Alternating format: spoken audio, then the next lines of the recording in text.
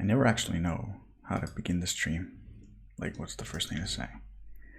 But let's see. All right, so welcome back. It's been a long time since we did our last stream. I've been meaning to do one for a while, and I think the whole sort of Corona world situation is sort of a good Kickstarter, basically, to get back into streaming. And I've been thinking about a small utility test runner kind of thing for Rust that I have personally needed in a long time. It's basically a thing that allows you to run all tests in a single file or a single test on like a given line number within a file. So this is a thing that you can do in Ruby, which I've used a lot. So let me just demonstrate it. If you open up a Ruby file, the test framework that I'm most familiar with in Ruby is called RSpec. So if you make a test, it doesn't really matter what this is. It just has to be one test. Let's make one that passes. Let's also do one that fails. So I can run this now with the RSpec command. You can see I've been testing earlier today. And if we run it like this, it says that there's one test that passes and there's one test that fails. So if I say I only want, so this is line 3. So if I say run the test foobar:3, then it runs just that one test. And if I say foobar:7, like that, it just runs the failing test. And I have this hooked up to my editor. So if I do leader T in Vim, I get the same output that we got just before. And if I do leader K, it runs the test on the current line of the cursor. Now it goes away immediately because like the test is so fast that you can't even see the output. But if you run a test that fails, you can see that it does indeed work. So you can't really do this in Rust. You can do something similar if we just make a new crate.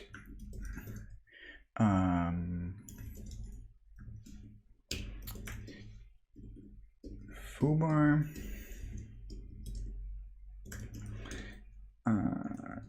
make a test.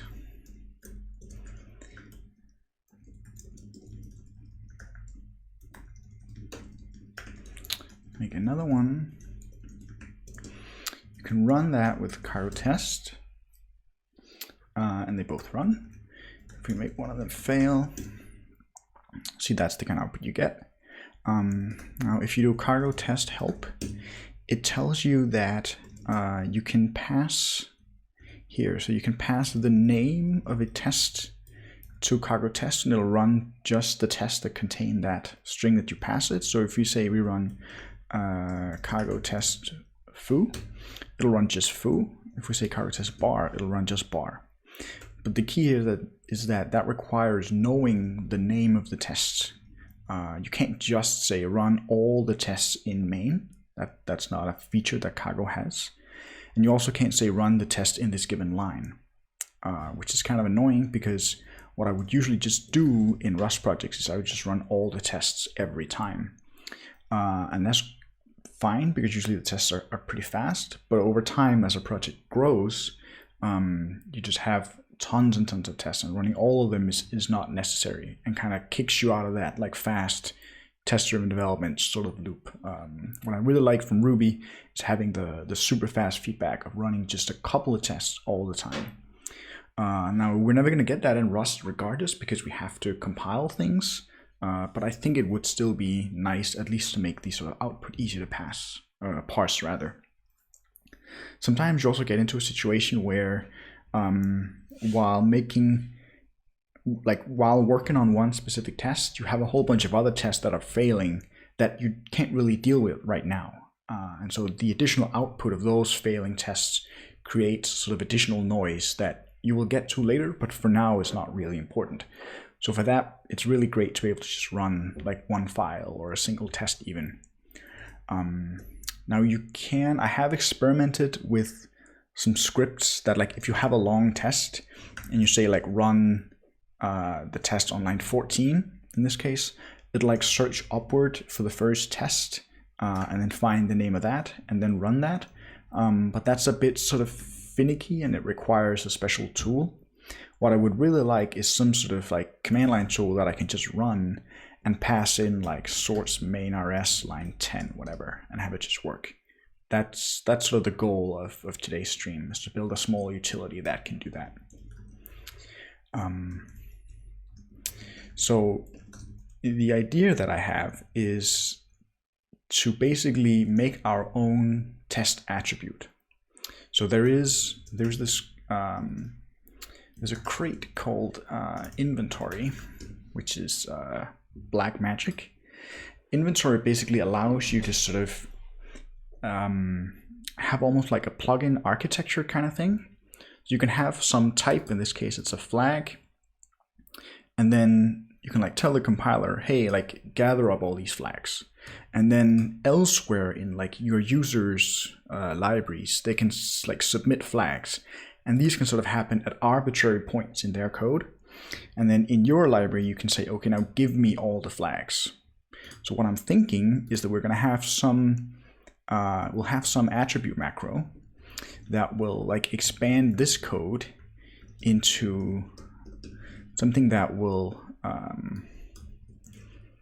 basically like submit a test with a name and like a handler or something that's a function. And that would then be whatever goes inside the test.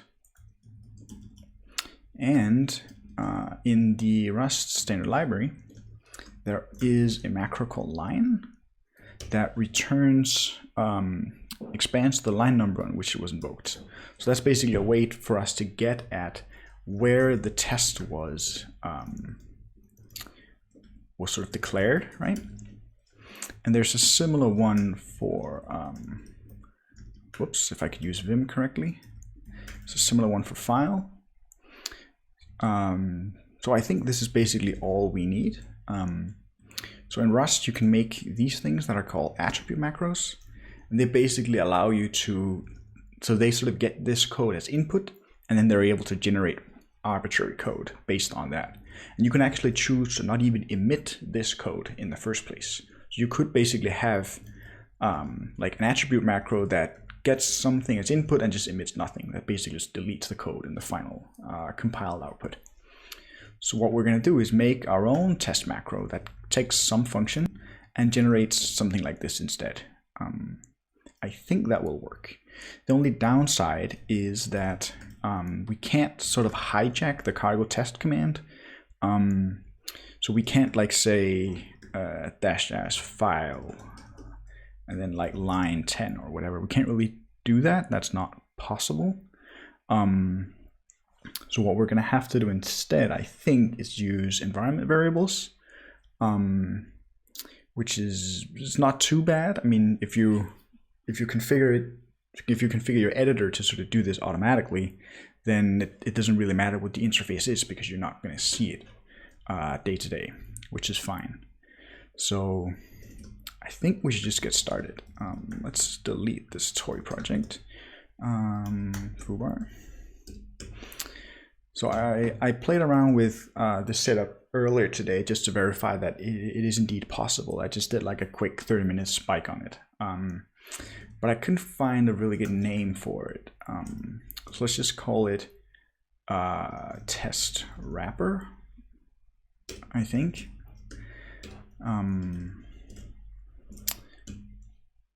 So this is the default, what a library looks like. And then we can add tests to Rust will by default look for tests in the /test directory. Let's just call it integration tests .rs. And so let's say like, what's the first sort of thing that we want? Actually, no. So there's something a bit special, because we need, with the kind of library that we have to make, since we're making a macro API,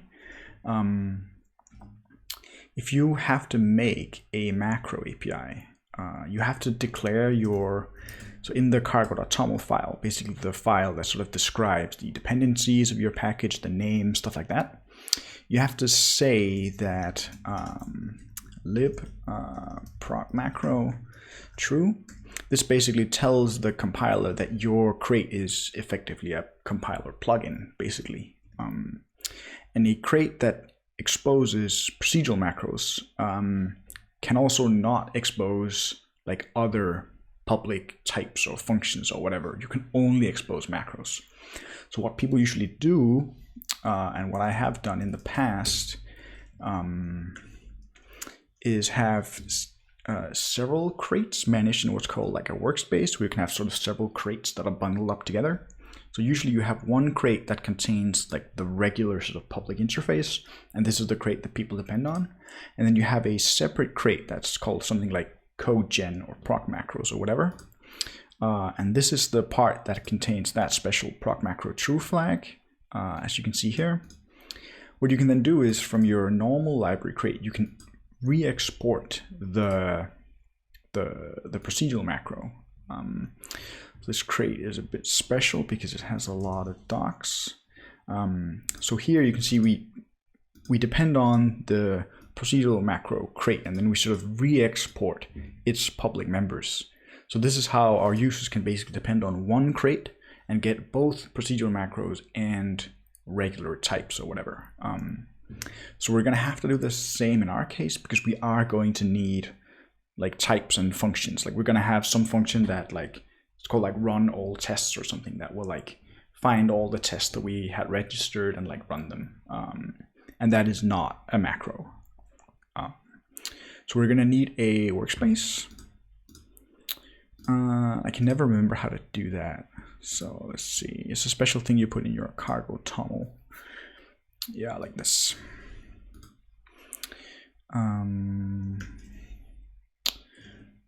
So let's see. That means that we don't need source, and we don't need. I don't think target or test. Definitely not tests either.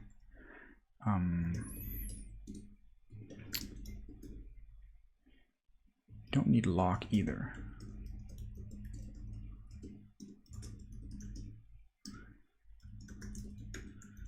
Let's say this is test wrapper and test wrapper code gen. And then, so I'm currently within a crate, basically, a folder that has a cargo.toml. So if I create a new library from here, it has to have this name, and it basically becomes part of our workspace. So now you can see we have a lib in our normal crate, and then we have a lib in our proc macro crate. So what we're going to do is open up the cargo toml here, say lib proc macro true, and we're also going to add in a couple of dependencies now that are super common when working with our procedural macro crates. You can't have macros and functions in the same crate, or why do you need the two? Yes, you cannot have procedural macros and normal stuff in the same crate, for good compiler reasons, I'm sure. I don't quite know why. It's a bit of a hassle for library maintainers because you have to have separate crates, but for people who use your library, it's totally transparent because you just re-export the macros from the main crate, which you can do just fine for some reason. So it's not bad in practice. So there's this crate called sin, which is a crate for parsing Rust code, which is very nice. We're going to need that. There's a crate called quote, which is basically a macro that lets you. So we're going to see that like the interface of procedural macros are these token streams. So this is what a procedural macro looks like. So it's a Rust function where you declare it with this special proc macro attribute, and it gets as input a token stream, and it has to return a token stream. And a token stream basically represents arbitrary Rust code. And this is the stuff that sin can then parse into actual data structures. So you get some Rust code and you have to return some Rust code. And you can do whatever you want in here. You could like send your boss an email every time you compile your code or something like that. Not quite sure why you would do that, but you could if you wanted to. So quote is a way for us to construct these token streams. So sin lets us basically take them apart, and quote lets us stick them back together. And we need proc macro 2 as well. I'm not quite sure why. There are two different versions of the token streams. we need the second one. I'm honestly not sure. So in Rust libraries, you normally use, you always use semantic versioning. So if you just say, I want version 1, it'll find version 1.x.y, whichever is the latest one. And in this case, sin is quite a large crate, and it has a whole bunch of basically feature flags. And the one that I usually use is full, I believe. That's like, give me all the features.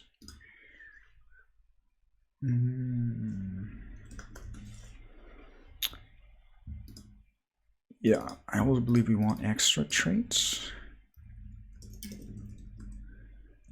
Yeah. Let's compile that. So while that is running, I don't think there's anything else that we need. So I can never remember what the definition for an attribute macro looks like. I have a crate called extend that has one. We're just going to steal it from there. Yeah. So this declares a macro called ext. So you can basically, above any Rust item, you can say syntax like this and then write ext in the middle, and that will like call your function with 2 token streams. So in this case, you have a macro called allow, and then the adder token stream will be everything inside the parentheses, so you can put custom syntax there as well. And then the item will be everything below the whatever you put the macro on. I don't think it gets other attribute macros as well. At least I don't believe so, but we're gonna see. And then you have to return 1 token stream. So this is how I said before, like you get the actual input to the macro as an input, and if you can just choose to not return it. So you can basically have your users write sort of arbitrary Rust code, and you can just turn it into something completely different. Because like the input that your macro gets might not make any sense. It has to be transformed in some way. So if it was like left in the code, it wouldn't work. So we're gonna need something like this. In this one, proc macro attribute, proc macro arrow, and we need a couple of imports, token stream,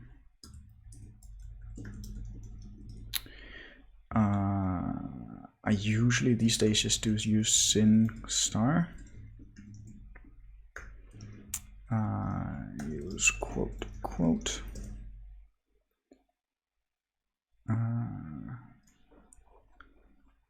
Did we not depend on quote?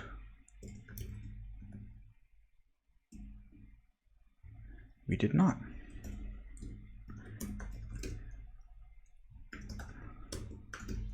What's the latest version of quote?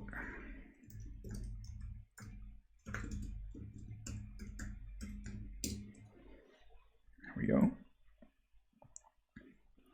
Now, what we're also going to have to use eventually, I believe, is a crate called try build, which is really great for building procedural macros.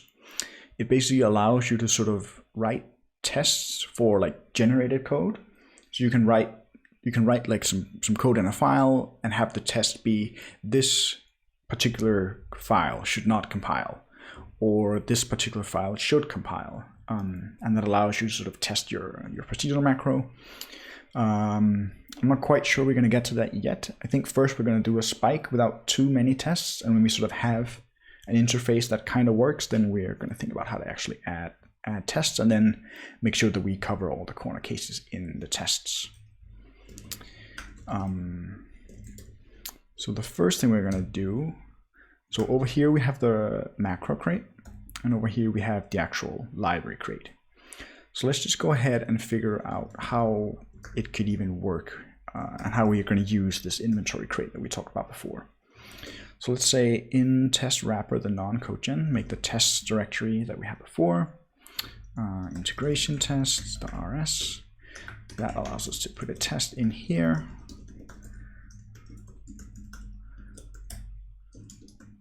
Let's just see that it is working. I have CA alias to cargo.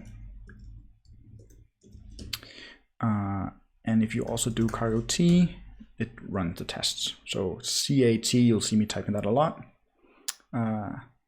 Hey Rose, long time. Yeah, it's been a long time since I've streamed. Now that we're indoors all the time, we might as well, right? So CAT is just run the tests. So it does indeed work. Cargo is picking up the test that we wrote. So let's see if let's just test it. Are we able to write a macro, procedural macro call test? If we open up this guy, so this is the dependencies of our regular create the non macro run. Let's say it depends on test wrapper code gen. You can say the path is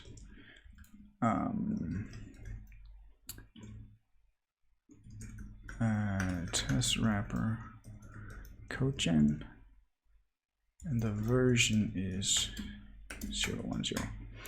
So I'm making a thing in Ruby, a language that I've used a lot. You're able to, when you're writing like unit tests, you're able to say run all the tests in this file or run the one test on this line in this file, which is super convenient, especially for hooking it up to your editors. You can like whack a key in Vim and it runs just that file.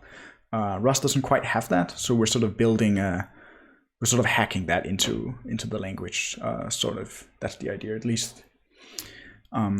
So this is how you can depend on your proc macro crate, and then we can just say pub use test wrapper code gen test,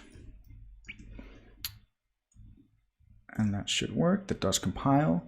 So now we should be able to say this is use test wrapper test. So by default, this attribute calls this attribute that's in standard library, this guy. I believe by importing our own, we can effectively override it. Does that work? Custom attribute panic, not yet implemented. Yes. So it is actually calling our function and panicking right here. So if we say panic high from proc macro, it should change the output. High from proc macro. So it is indeed working. We're able to basically hijack this guy. So if we say turn a proc macro stream new, now we're basically sort of eating the output. So if now I say assert false, now the test is gone, basically. And we can write like whatever we want in here, and it's just being swallowed.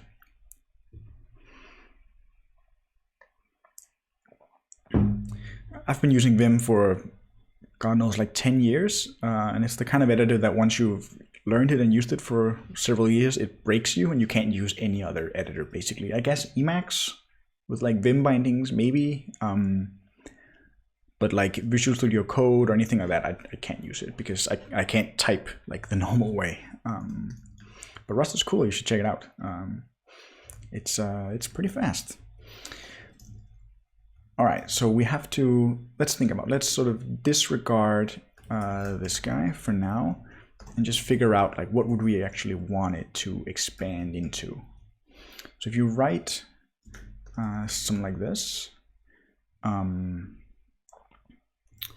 see, we need to depend on, we need inventory.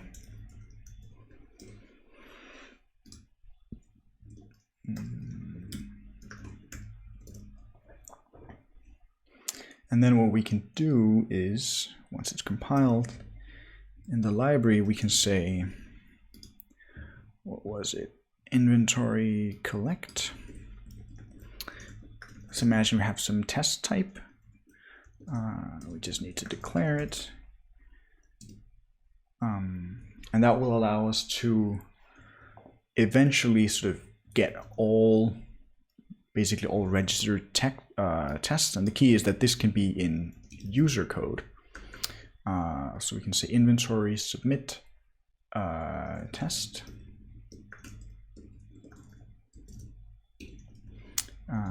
To make this public, and we need to use it. That works. So what do we actually want our test to contain? I suppose it needs the name of the file. Make that a string. It also needs the line, and it needs the file. And then it needs the actual contents of what's inside the file. I was always interested in how you turn Vim into an IDE. I don't get recommendations on my Vim editor. Yeah, so have you heard of LSP, the language server protocol that Microsoft did? They basically took how they do like completion in Visual Studio Code and made that into like an open protocol that anybody can use and implement for any language. So there's a bunch of like plugins for other editors that basically give you that sort of completion functionality over LSP. So like any language that supports LSP works with any editor that supports LSP. And Vim has pretty great LSP support. The one that I'm using currently is this one called Vim LSP. And that works with the Rust language server protocol server called Rust Analyzer.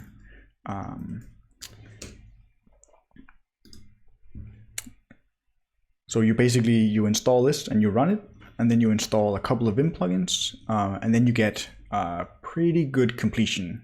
It's still work in progress. There's some like super complicated types that it just like gives up on, and it's just like, I don't know what the type of this is. You have to figure that out yourself. But for like 75% of the way there, it's pretty great. And even just getting like compile errors like this inside your editor is really great. It means you don't need to run IntelliJ or whatever. You can stick to a more lightweight editor. It means you don't need to change editors whenever you learn a new language, which is pretty great. All right, so it needs a file. Let's say that is std file line name.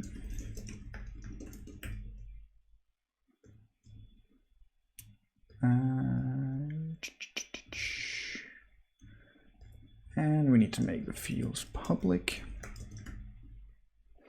And by the way, if you're interested in the Twitch description thing, I have a link to my my GitHub.files, where if you want to see my Vim setup, you can go there. My Vim setup is called, like if you search for, it's called init.vim. And here you can see like all the plugins that I'm using. And these are the sort of completion plugins, if you will.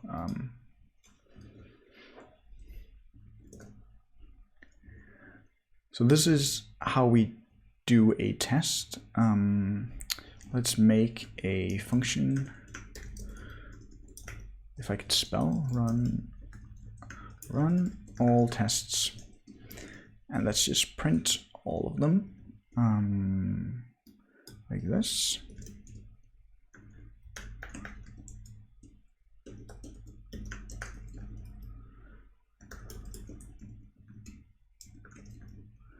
Oops.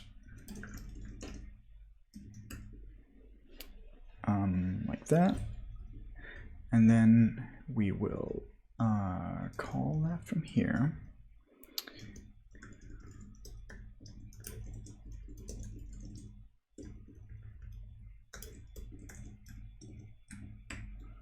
Like that. So we're not going to see any output. By default, Rust actually captures all output from tests and only prints it if they fail. So I believe if we say assert false, I believe we should see it. Yep. So there is the test that we recorded. So this is the magic that the inventory crate lets you do.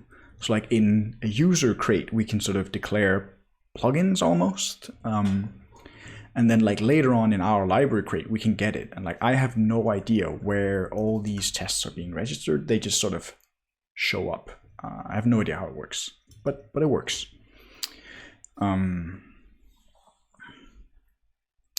So we're missing the handler though. So that's the actual stuff inside the test.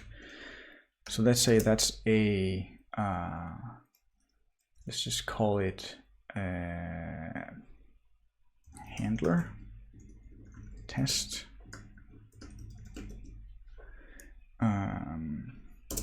So Rust is a bit weird with regards to functions. Basically, we're going to say this is a box din fn turns nothing. This is basically Rust syntax for the type of a function. So by default, or the type of closure basically. So box means that it's allocated on the heap rather than the stack. So this U32 is a 32-bit unsigned integer allocated on the stack. Same goes for this one. It's a pointer to a string. The pointer is allocated on the stack. Same goes for this one. Here it's a pointer into the heap, and the heap is obviously not on the stack. And fn is actually a trait in Rust. Traits are a bit like interfaces. You can basically imagine that a function really can be described as a thing that implements an interface where it takes some input types and it returns some output types, and it has a method to like call the thing. That's basically what a function is, right? It's a thing that you can pass some stuff, call it, and get some stuff back. So Rust has these three traits that basically describe those. So when you have, if you have a closure, so let's say let function. So this is the syntax for a closure. So what Rust actually does is it compiles that down into an actual struct that implements this trait, the fn trait in our case, where the output is a number and the input is nothing. So that's basically how functions work. So we don't have like dedicated sort of syntax like this, like you do in other languages. You need to write the fn in front. And the question is also like, since like Rust doesn't really know, if you think like if you want to allocate something on the stack, you need to know how big it is, because you need to know how much space to actually allocate for it.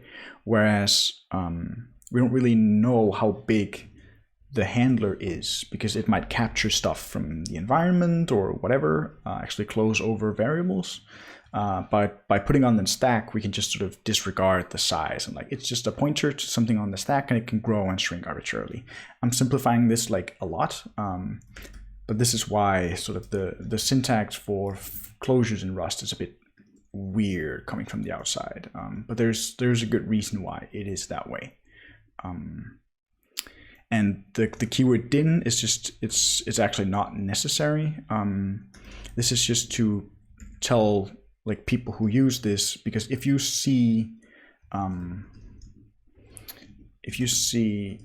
these two things, box of foo and box of bar, you don't know which of these is what's called a trait object. So you don't know if foo is a trait or bar is a trait. Foo might be a struct, like a type, and bar might be just a trait. And that it does matter to know which is which. We're not going to get into that today, but by basically putting din in front, you know that bar is a trait, because if foo was a struct, we wouldn't be able to do that. You don't need to worry about that too much. Basically, this just means it's a function. The issue is though that now we can't derive debug anymore. So debug is how we do debug printing. So like basically sort of not pretty printing, but like printing for computers. So like we print the name of the type, and we print each field, the name, the value, and so on. And we can't really do that for closures. At least we can't derive it. So we're gonna have to make our own implementation of debug, because I would like to print tests to the screen. at least while we're building.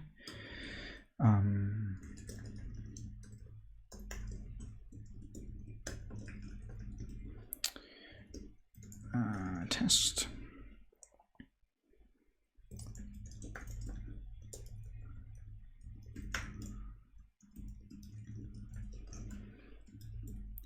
Line. So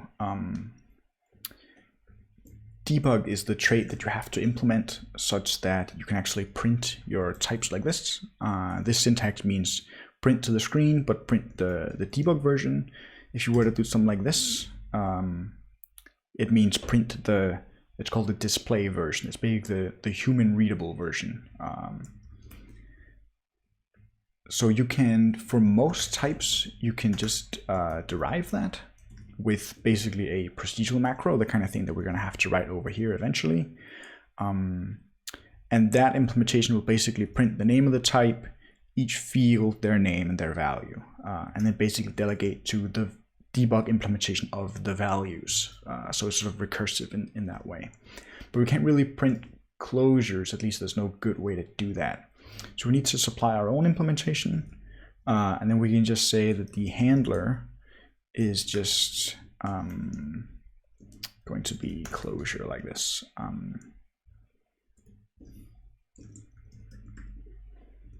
And then we need to put the handler up here. For now, let's just say that's the foo function.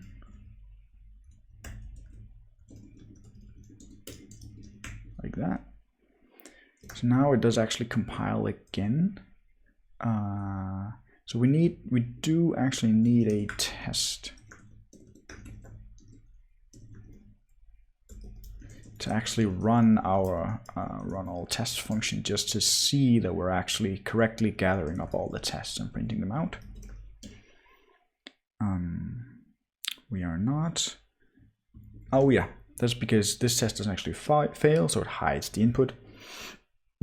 What you can do is you can say cargo test no capture, and then it will print the output regardless if the test fails or not. So it is gathering it up correctly. The name is foo, line 17, is that correct? Line 17 is there. And the handler is some closure we don't know, and the name of the file is correct. So that's nice. So what I imagine is that we will write a procedural macro that we can stick on a test, and it will basically delete the code and insert something like this instead.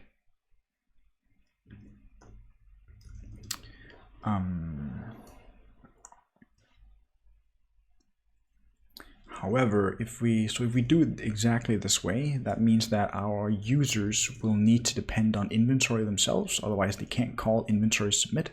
So I'm thinking we want our own like register test macro thing that expands, that simply just calls inventory submit. I think that is the way to go. So let's just add that. That's fairly straightforward. Macro rules, register test, takes a list of tokens,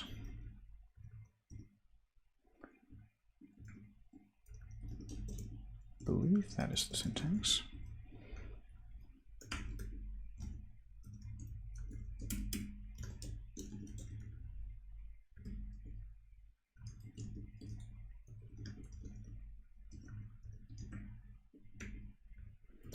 Now we should be able to say test wrapper, register test, still have it work.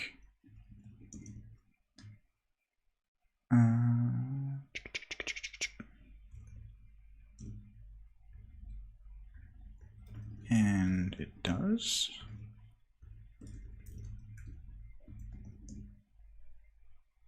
Yeah, still working.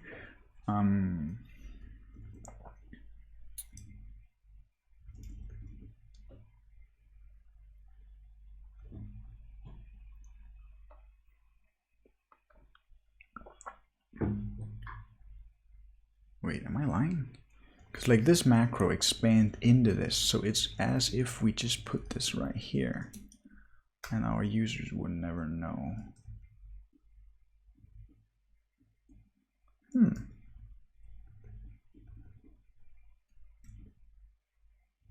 honestly not sure. I think we'll see that when we actually go to use the crate for real. So I'm working on, let's just test it. I'm working on another like side project which uses inventory as well. Let's see what it does. I believe we have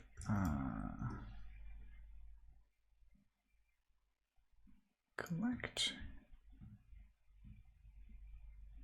Yeah, here I do the same. I just call inventory directly.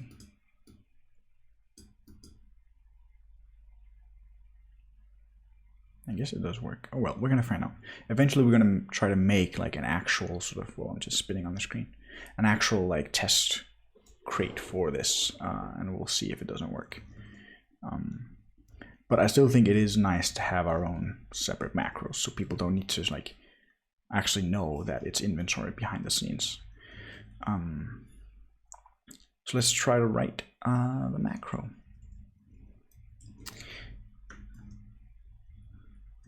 So it's going to be called something like this. And we still need this actual test up here just so that we can run it and actually see that all the output happens. Or rather, no.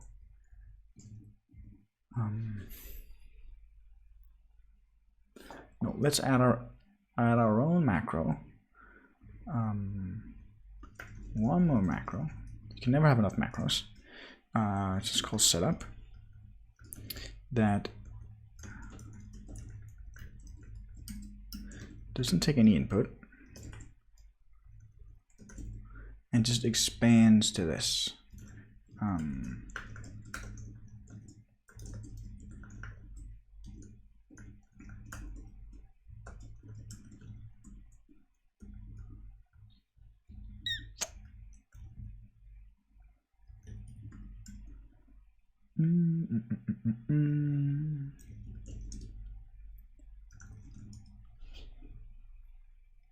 And then we can do test wrapper setup,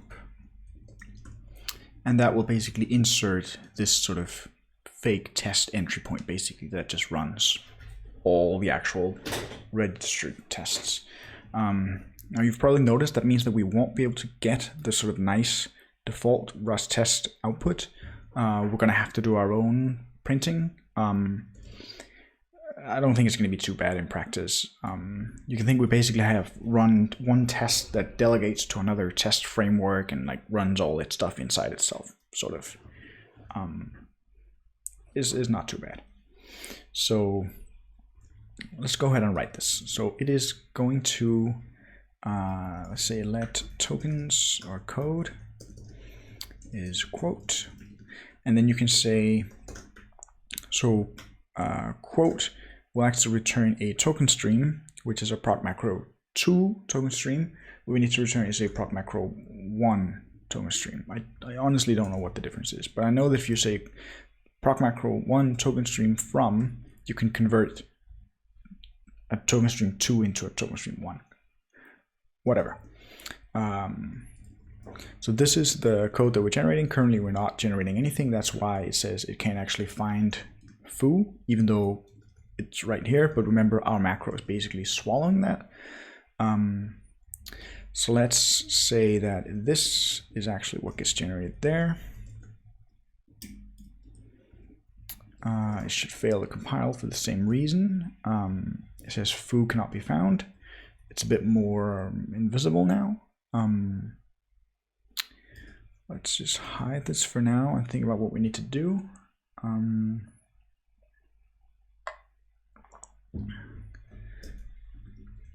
So this, let's go ahead and print the adder and item as well.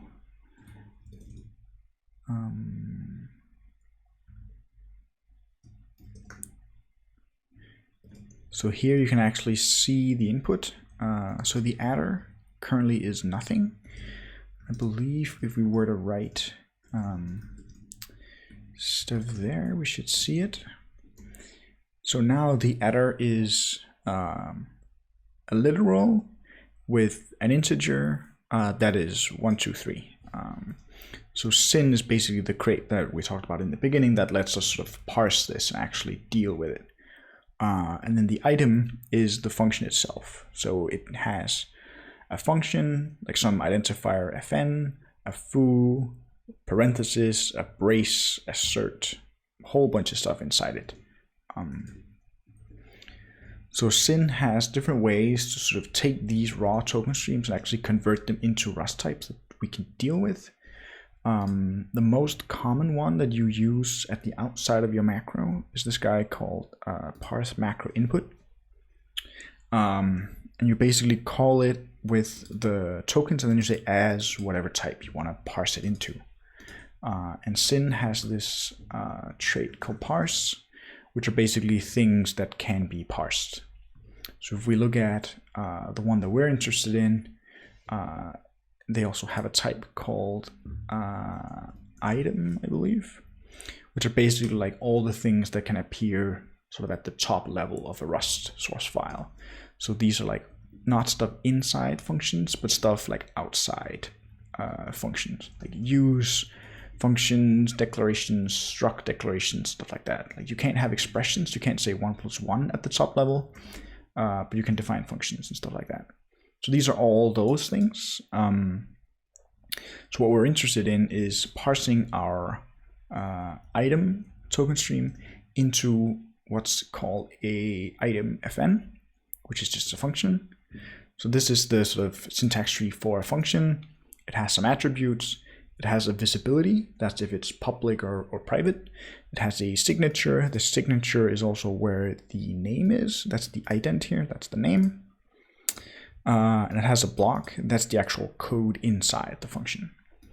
So what we can do is say parse macro input item as this, and let's just say item fn. Get my syntax right. And now if we say item fn, if we just run it, you can see what we actually get out is now one of these item fn things. So it has no attribute, the visibility is just inherited, that's the default. Signature, not const, not async, not unsafe. The name, no generics, and the code inside it is, well, you can see it's all here.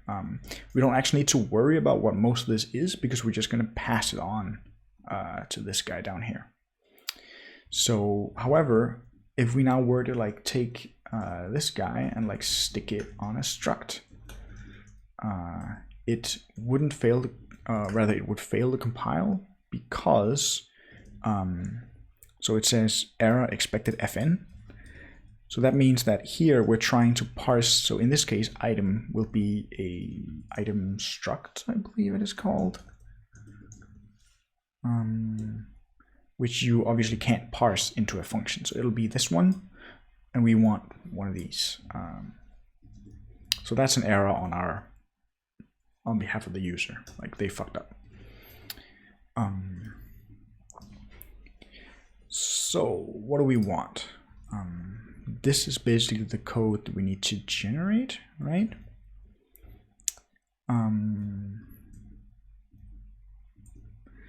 So currently we still have foo in here. What if we do this? And we just make the function on the spot, get the block. So in normal Rust macros, the way you have lists basically is with this sort of syntax. So a $sign is some piece of syntax, and then :t is basically the sort of kind or type of syntax that you want. So this TT is just any token, Rust token basically. And then if you say $parens around it, this means give me like lots of token streams. In this case, the star is akin to a regex, so this is like any number of tokens. So this macro basically accepts whatever. You can also be like a question mark, which I believe is 0 or 1. %, just like a regex, is 1 or more, like at least 1. And for expanding in proc macros using the quote library, you can do something very similar. You don't quite use $. You use the hash thing, but the syntax is the same. So you can say block, actually just block like this. You don't need, because like a block, you can imagine that it's like a list of statements, but actually it implements this trait called toTokens. And toTokens is just a thing that if you give it to quote like this, it knows how to like turn that into Rust code basically.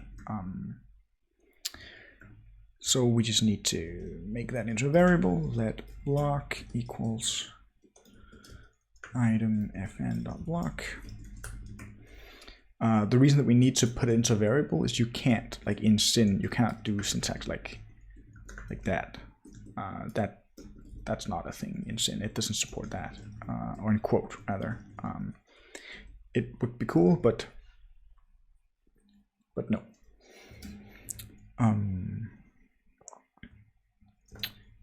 So this should actually work. No capture again. Right, so we are actually able to capture the function. We're still, of course, like hard coding the name. Let's not do that. Say name is item fn dot sig dot ident.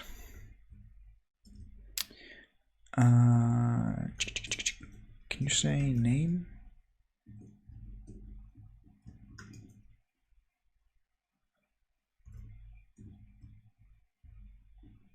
No. So in this case, it's just the name foo. So here name just expands to literal foo. It doesn't put the quotes around it. In the standard library, I believe, there's a macro called stringify, which basically takes any like any stream of Rust tokens and turns it into a string at compile time. So we can just say std stringify like that, and this should work. And there we go. So now I should be able to rename this one bar, and we should see that in our test output. It is called bar. If we move it so it's at line 5, if we move it down to line 11, we should see that. And there we go, it's at line 11. So we're successfully able to capture all the tests and iterate over them in our library, which is great.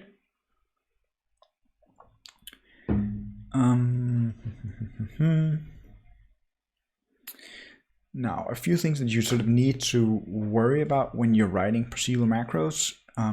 Since you're basically generating like arbitrary Rust code that will be put into your user's code, you need to worry about namespacing and stuff like that. So that's why I've prefixed all these macros with std, so we know that they come from the standard library. Whereas in this case, box by default is sort of exported by the standard library and normally in scope. But if users define their own box struct, now we've basically broken our code, because you can think of like our macro expands like literally into this stuff. So it doesn't refer to the box that's in the standard library. It refers to the box that happens to be in scope and sort of shadow the regular box, right? So anything that comes basically outside from an outside scope, you need to fully qualify it and provide the whole path, which is sort of tedious at times, but it's what you have to do. So we need to actually reference the full box type. So it's standard library, module boxed, type box. And we need to do the same thing here, like that. And I believe that is it. Should still work, and it does. Basically, we shouldn't have to have this stuff here anymore, because here we're fully qualifying the path, and here we're fully qualifying the path as well. Let's just do that. So now it looks like we're actually calling the normal Rust test macro, but we are not. Or are we? What? Where did our output go? Didn't we test this just before? Interesting.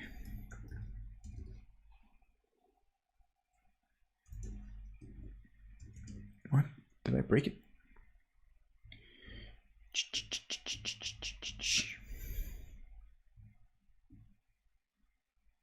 Am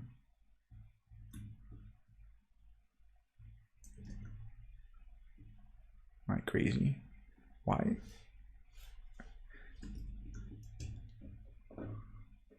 I would expect to see the output here, but it just went away. Undo, undo, undo.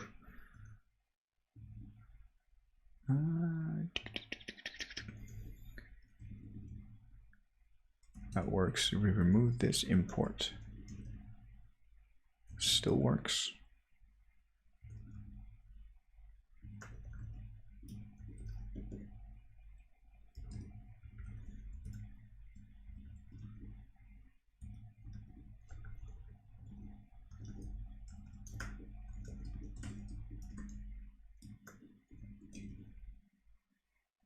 Oh, it doesn't work. What?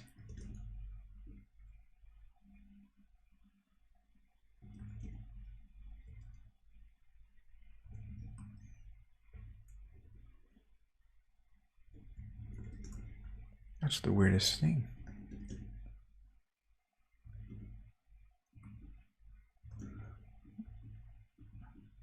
So what I'm wondering is, like, here we see that it successfully runs. If we add this import back, then we don't see it. So now it's gone. I'm wondering, like, what if we just put a panic in here?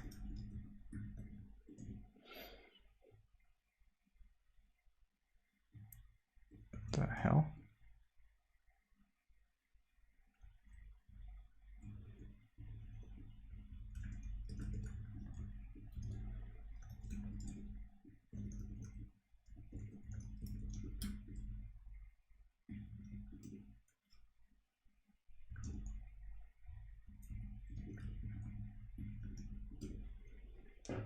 Is there something magic about the name test?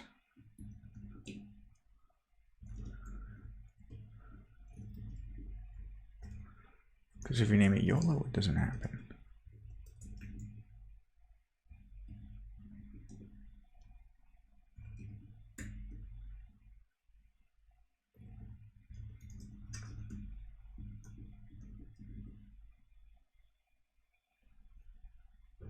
That's the weirdest thing.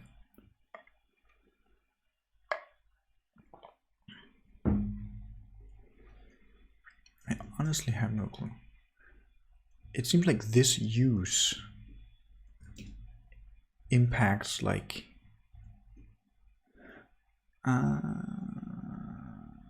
of course. I get it. So this macro expands into this. It has a test attribute on it, which means that the sort of our wrapper test doesn't actually get invoked, it just gets registered. But the sort of test wrapper that's in charge of actually running the test never gets called because it just gets captured.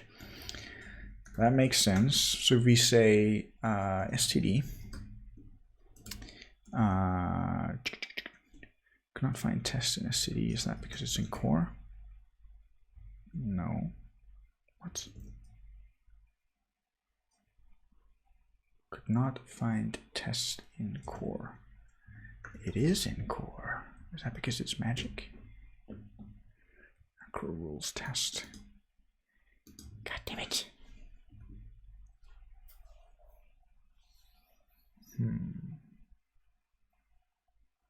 So the reason that I would like for this macro over here, the one that we're making, to be called test, is because then you can just sort of include this setup and continue to use test in all your Rust code. And eventually, if this becomes part of like the standard Rust tooling, then all you need to do is delete this dependency and things will just continue to work. You need to actually change your code.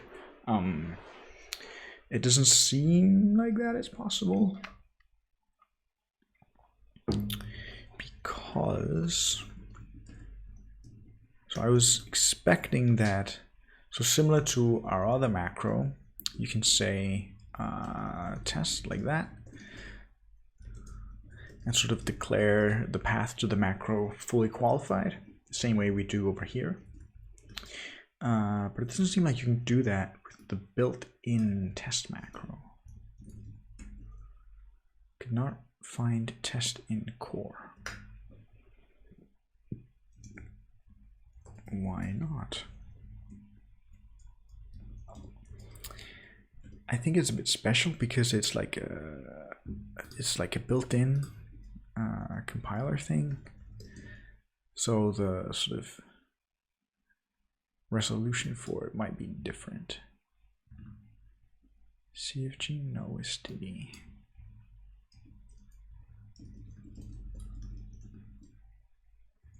Made no difference.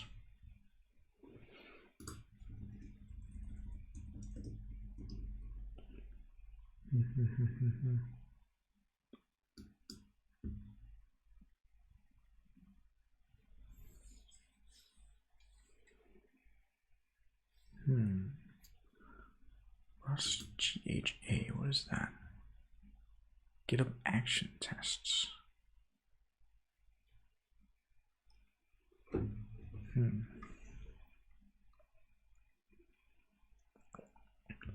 Built-in std pass fail. Does seem to be on purpose if that is like a test that they have.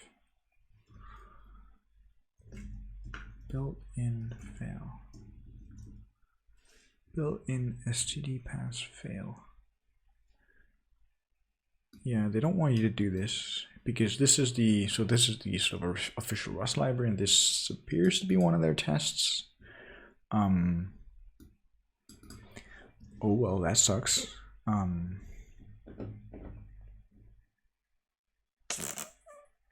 not sure if there's a way around it. I mean, the easiest way around it is to name our macro something different.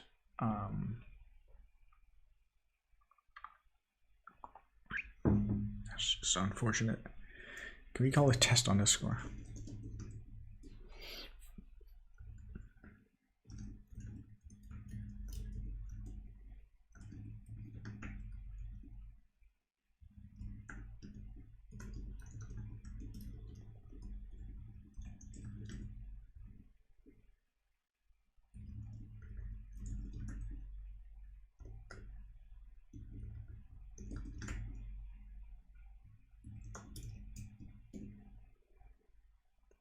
Yeah, so now we're back to working.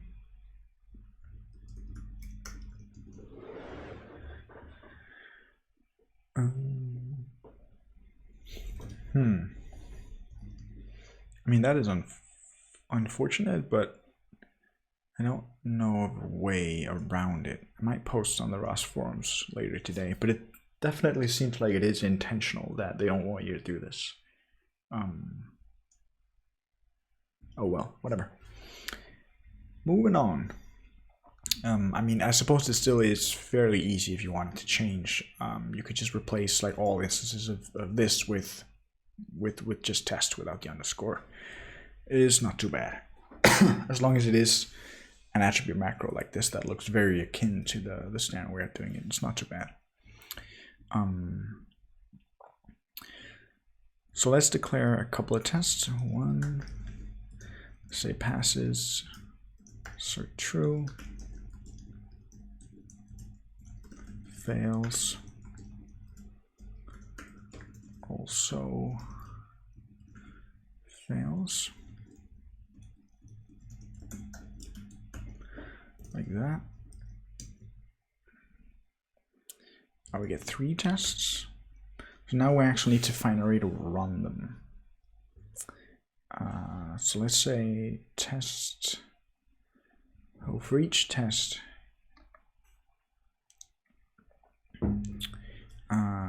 say test to run.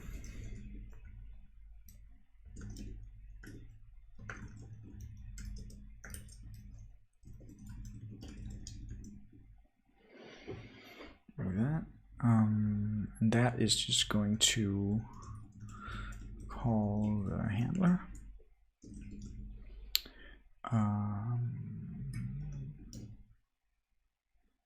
And that might fail. Line 17, that's there.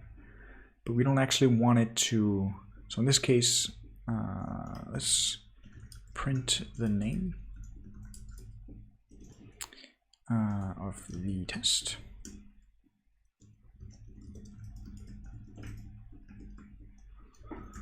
And let's say, okay, call the handler in the middle. So in this case, we only get to run one test because it fails. We don't run anything else. So what we need to do is basically capture this error and sort of print the fact, like print and record the fact that it failed, and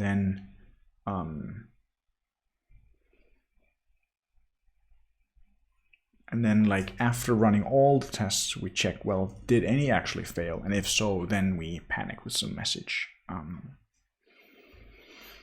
So I think we want this guy to return some sort of result. I don't know what our error message should be though. Let's just say test. It's actually not a result, right? Because our function itself doesn't fail. It's just the test itself. The output is that it failed. That's not really considered an error, because like you would expect the test to fail. So let's make a thing called a test result, or test. Let's call it test output. Result in Rust sort of implies errors. Let's make an enum test output, which is either pass or fail. And let's say test output pass, and then we need to handle panics. And so in Rust, the standard way to do that is with catch unwind. That's sort of akin to like a try catch in other languages. To catch panics. So that's an std panic catch unwind.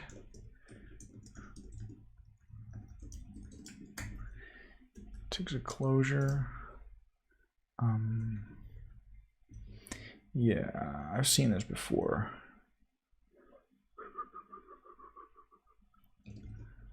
So it says that the closure that you give it has to be an fn1, so this is a function that takes no arguments and returns some generic type R, and it needs to implement unwind safe. Unwind safe is not something that I fully understand. It's a marker trait that has to do with panics and like unwinding the stack, something like that. It's not something you see a whole lot. So let's say unwind safe. So in this case, we say that our function is a function that returns no argument, and it has to be unwind safe. And we just have to import it.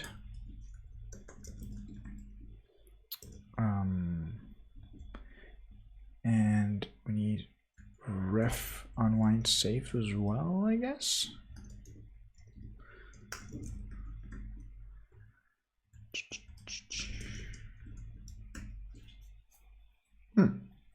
That works. Can we delete this one? Yes. I'm honestly not sure why. So I know that unwind safe and ref unwind safe are automatically implemented by the compiler if possible. They're sort of akin to send and sync, the thread safety traits. But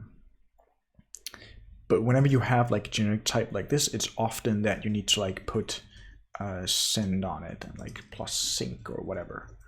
So this just means it's a pointer to a function allocated on the heap, and that function, like all the values that it has captured, are safe to send across threads, and sync would mean that they're safe to concurrently access for multiple threads.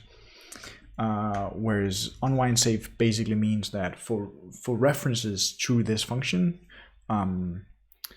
it is safe to basically catch and stop a panic from unwinding, something like that. And the way that I saw that in the error message is just that the compiler actually told us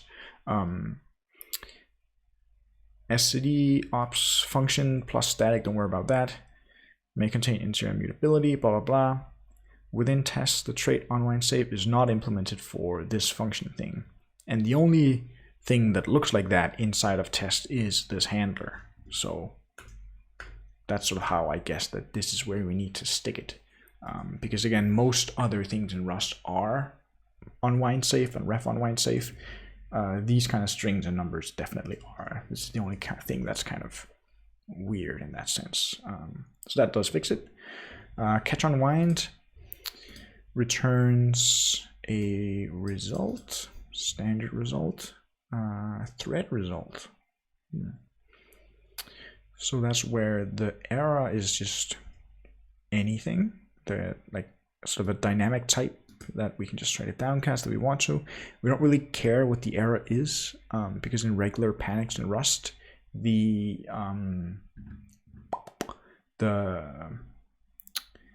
error message and the stack trace is actually printed. It's not really accessible to you, and it carries some type. We don't really care about that either. Let's just basically match on it. So say match result okay of nothing, and then we'll print like this. Otherwise, if we get an error of whatever, then we'll print failed.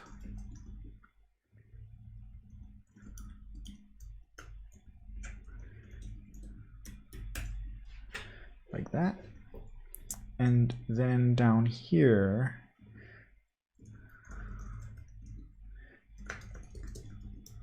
we get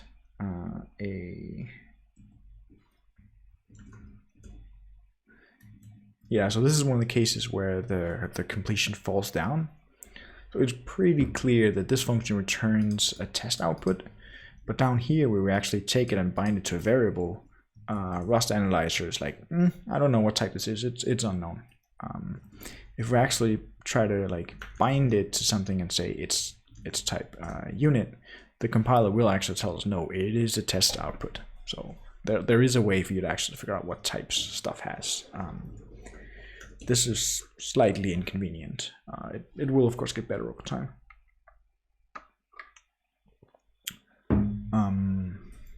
So we can match on the output.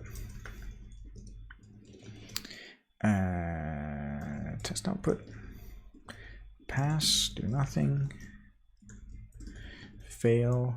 Let's say that we have something failed tests, push the test into that.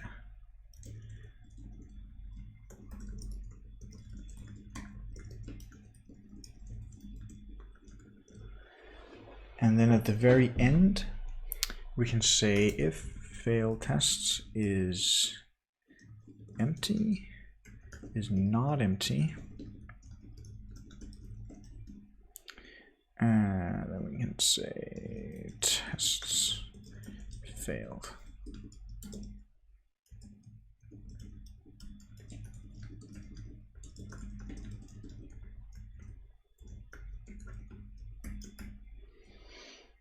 No, let's gather both stuff that passes and stuff that fails.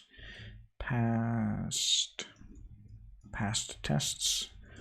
It's a bit weird to say, but whatever.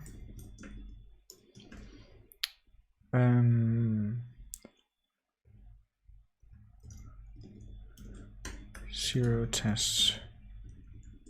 Say 0 failures.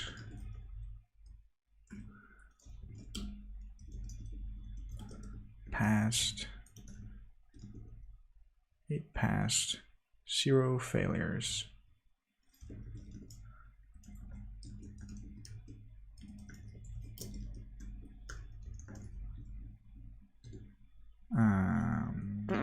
Print the same regardless. Oh, obviously, if everything worked, we don't want to print anything. We have to panic like that. I think that works.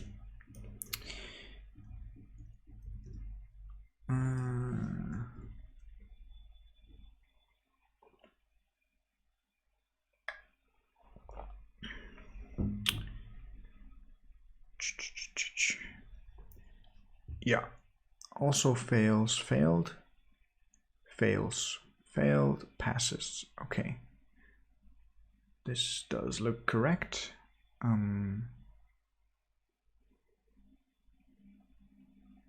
Yeah, I mean, we can make the output a bit nicer, which might make it easier for debugging. But for now, I think this is enough. Let's sort of dive into actually figuring out, given like some environment variables or command line arguments or whatever, which tests do we actually run. Let's commit it, however. Initial commit. So how do we actually want to sort of limit what tests to run? So if you can go ahead and look at the environment, or rather the command line arguments with std args, and that returns an iterator of the arguments for arg and args. Print the args.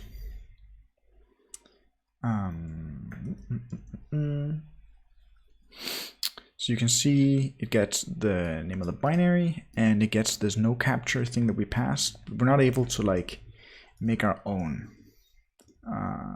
tests, like source main or whatever. This doesn't work because it complains about unrecognized options, as it should, of course.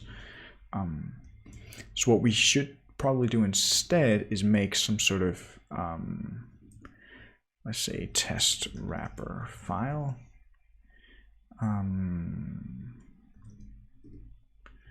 Test wrapper tests.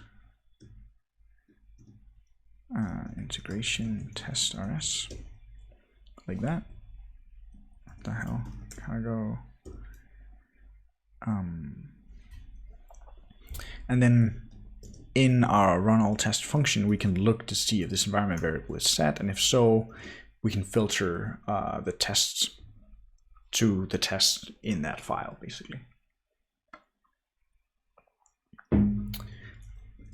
So the way that you get a environment variable is with std_var that returns a result where either it's not set, where the error type is the variable, the environment variable didn't exist, or it did exist but did not contain valid Unicode. So by default, Rust strings are always Unicode, but you could totally have environment variables that contain like gibberish that isn't actually Unicode. In that case, they should go into an OS string. We don't really need to worry about that for now, I think. I guess you can technically have file paths that don't contain Unicode characters. At least I think that is fine. But let's just kind of not worry about that for now. So let's go ahead and pull this business out into a function. So this is basically the code required to sort of run some number of tests and actually produce the output for it. So what if we just put this in a variable? Let's say let all tests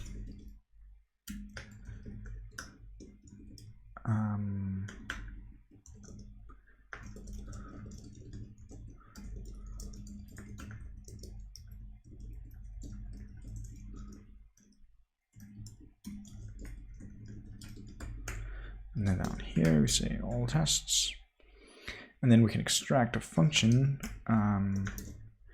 run tests,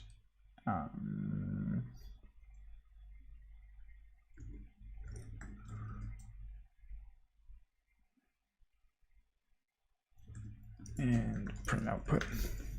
Let's just call it what it does, right? Say tests is a vec of test. That needs to be a borrow. At least I think so. Let's have the compiler tell us. Like this.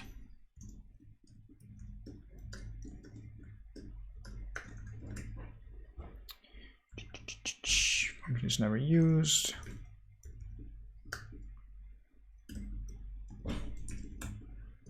Yeah. So when we get back this iterator from inventory over all the tests, it just returns references to the tests themselves. It doesn't actually give us owned types. We could call clone,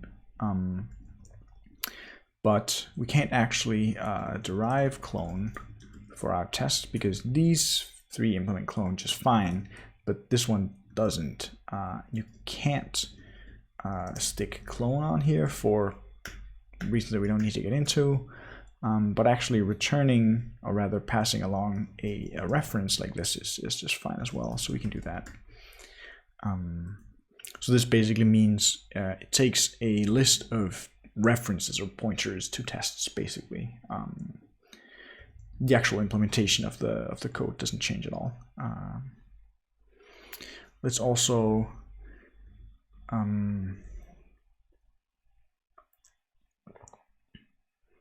don't think that we could make, could we make a function called gather all tests? Gather all tests.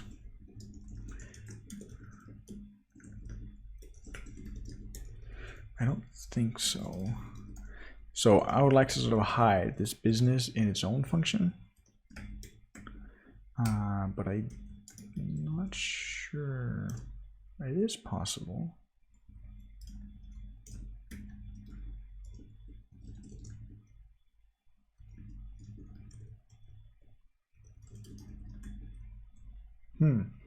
I think that is because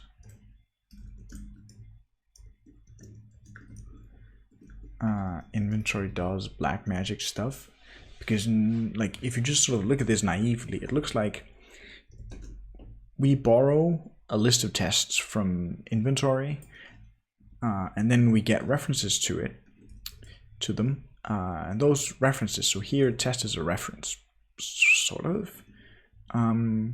We shove that into a vector, and then we return the vector. So in this case, the vector returns references to stuff that's like owned by this scope, I think. and then we return it, which means that all this stuff goes away. So we can't return a reference to it, but somehow it still works. I think it's because inventory does black magic. Let's just make sure it still works. And it does. Let's say, so we need some way to basically filter the tests.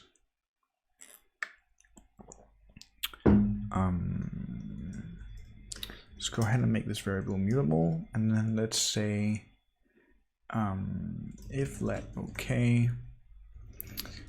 std env var, what was the variable we agreed upon?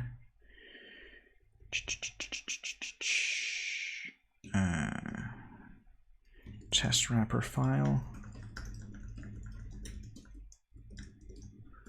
If that is okay, then we want to say all tests equals all tests into iter filter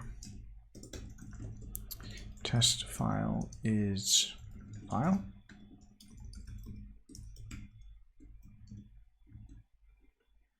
Can't find all test in scope.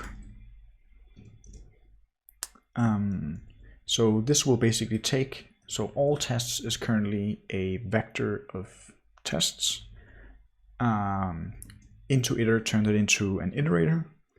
Filter removes those where the predicate doesn't match, and collect turns it back into an into a vector, which I do think we need because you can't. Iterators in Rust are lazy, so when you call .filter on an iterator, it doesn't actually walk the entire iterator. It just sort of, you can imagine you have a list iterator, and you just sort of wrap that in a filter iterator that remembers the original list and the predicate function that you gave it, but it doesn't actually do anything. It's only when you like call collect to build it into a list, or you put it in a for loop or something like that, that it actually runs this like sort of recursively nested iterator thing. You can imagine having like a map with inside it that has a filter, that inside it has a filter that has a map, that has a filter that then has the actual list itself. So that's how iterators sort of work in Rust, which means that this filter doesn't actually return a list. It returns a thing like that is a filter, an std filter, and that is not assignable to a variable that has type lists. So we need to collect it here. There are tricks to get around that. It doesn't really matter that we're basically creating a few intermediate lists. I mean, it's not like you're going to have 20 million tests anyway. I think if you have like 10,000 tests in one project, you have bigger things to worry about than creating a few intermediate lists. It's not too bad. So now if we do this, nothing should change basically. It should still run the same tests. And it didn't run anything. Did we spell it right? We probably didn't. Probably made a whole bunch of typos.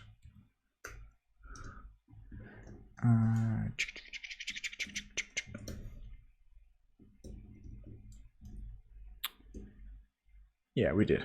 I'm not quite sure what they were, but all right.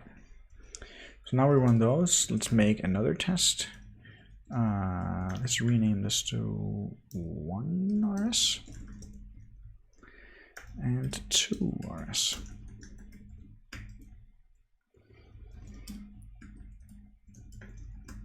So that has one test. So if we just do that, it should run all of them.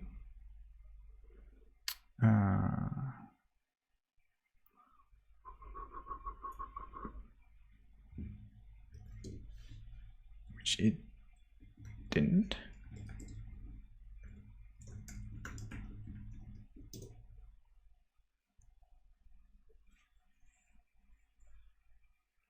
It did it.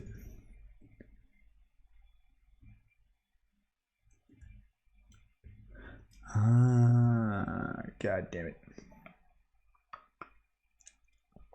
I did not consider this. Interesting. So the way that integration tests work in Rust. Normally, if you're in the like a source directory and you're making just a source file, each file gets its own module.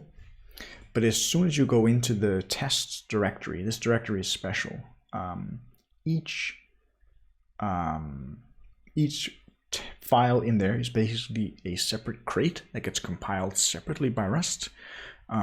So what I think is that since we have test wrappers set up in both files, it'll basically be called twice. And since it panics if anything goes wrong, I don't think it gets to actually run everything. So let's say that if we make this one pass, yeah, see, it doesn't even get to running foo. Well, it does run foo, but foo passes. Let's print something if everything worked.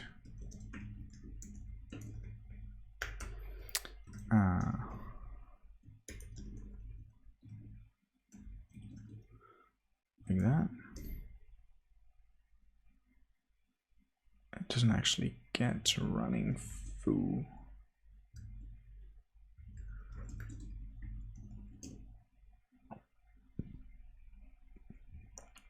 Yeah, so you see there's two outputs here. So it compiles two, or rather it compiles one and it compiles two separately.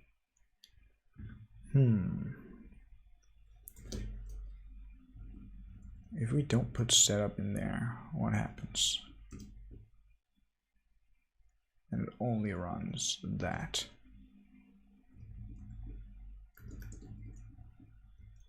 That's unfortunate. If this one fails, this one fails too. Do we not see both? No, because it exits early when it hits the first panic.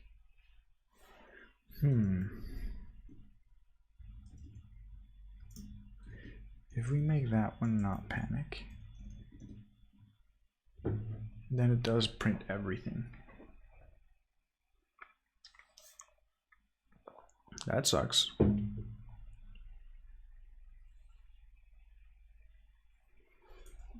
Is that normally how it works?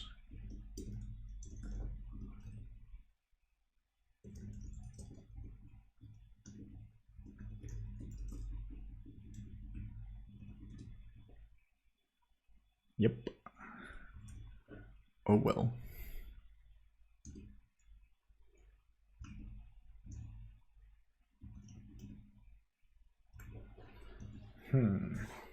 The one way to get around that is to require, that would suck, but it would require our users to not have the files directly inside of a test directory, but have it inside like test/all/1.rs or 2.rs, which is kind of unfortunate.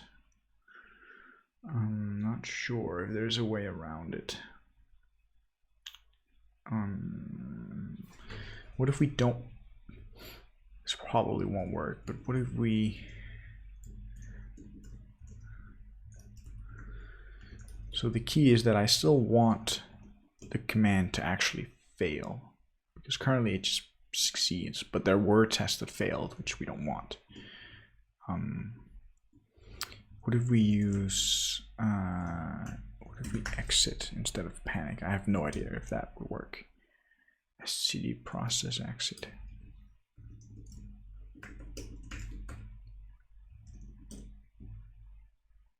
No, that doesn't work either. God damn it. But that output is nicer than the panic output regardless. Because we don't actually show this guy.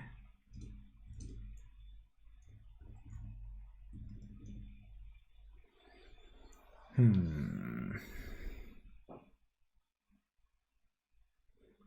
am not sure how to get around that.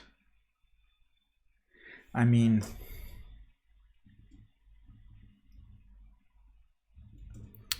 if we actually say run it on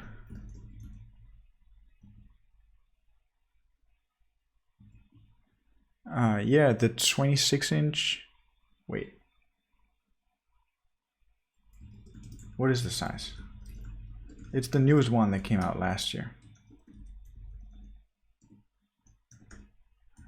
Yeah, I fucked up. 16. Let's change that. Nice catch.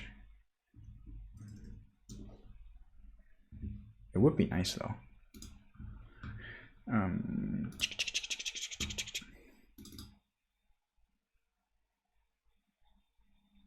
I was thinking like, what's the biggest one they've made? They've made a 17-inch,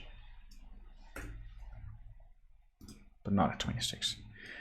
Moving on. No one saw that.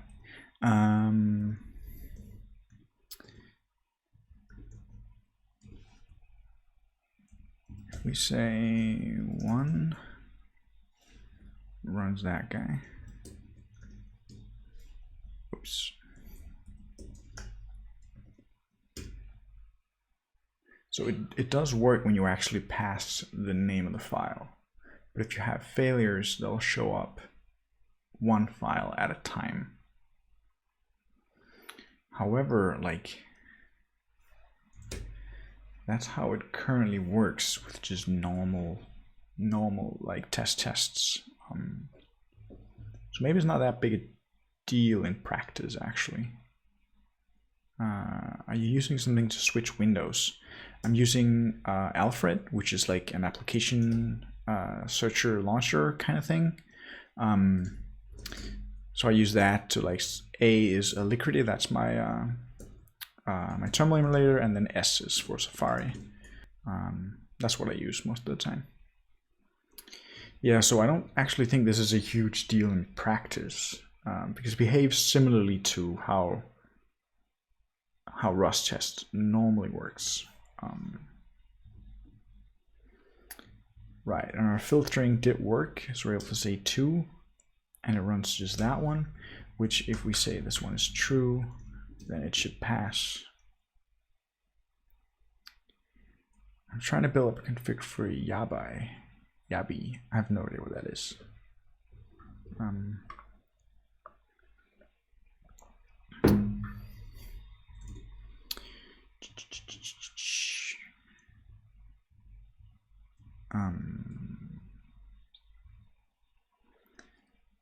It's a tiling window manager for macOS, similar to i3 for Linux. I've never used the tiling window manager, not for like regular windows. I use like Tmux in the terminal, but that's mostly to like split the screen in the middle and have Vim on one side and like a terminal on the other.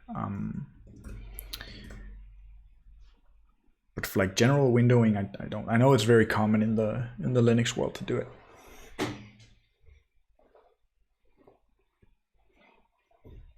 I do use one of those apps that let you like divide windows up to like half the screen and on the left or the right, called Moom. The reason I use that one is because it can like remember window arrangements. So currently I'm streaming on like an ultra wide monitor, and I have OBS configured to just capture like part of the screen, and I actually have more windows around that I'm not streaming. And then I have like a Moom layout configured to remember the exact locations that match what I set up in OBS.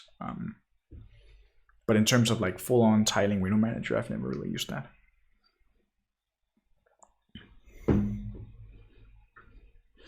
I do like the sort of appeal of like even moving windows around requires like knowing complex key commands, which just makes your computer impossible to use for like mere mortals who don't understand your system. I think there's some appeal to that. I definitely see it. All right, so we can actually filter on files. Let's filter on lines next. So let's say that this gets invoked on. Is there a shutdown hover similar that you can tap into and aggregate the failures and panic there? I don't think so. Not that I know of, at least. I know you can hook into like Unix signals and stuff like that for like sig term and sig interrupt, but I don't know of like a general your program is about to exit kind of hook, at least not in Rust. There is in Ruby, but I don't know if there is in Rust. Shut it down hook. Is there a shutdown hook for a Rust program?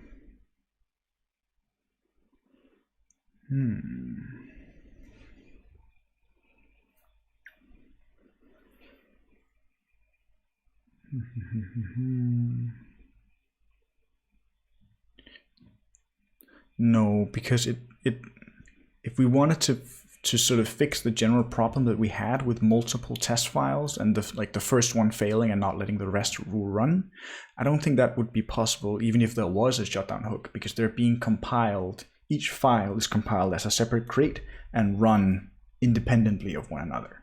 So I think it's just sort of how the Rust test tool is built up, that as soon as like one file fails, then it doesn't run the rest.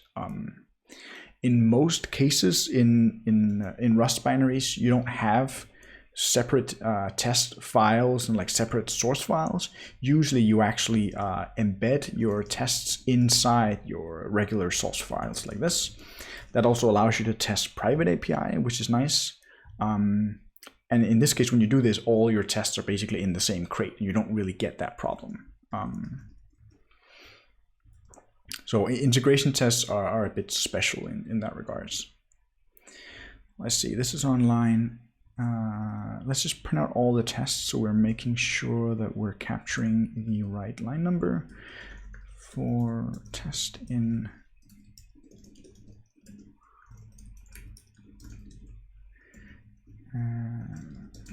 Let's do that.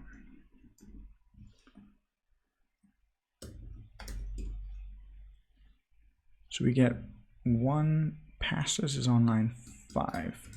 So it's basically where the macro is. We're gonna have to like do some computer stuff to like figure out that if you say line 7, you mean this one. So we have to like, for the line that you say, we have to like search upwards basically to figure out which one is actually above, because even though you said 8, this one is technically closer, but you would mean this one.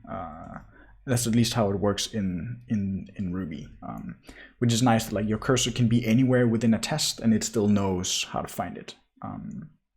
But for now, let's just say that the line numbers need to literally match up. So if there is a file, it doesn't really make sense to provide the line number without the file. At least I don't see why you would do that. So I should probably have some tests for that. File, line,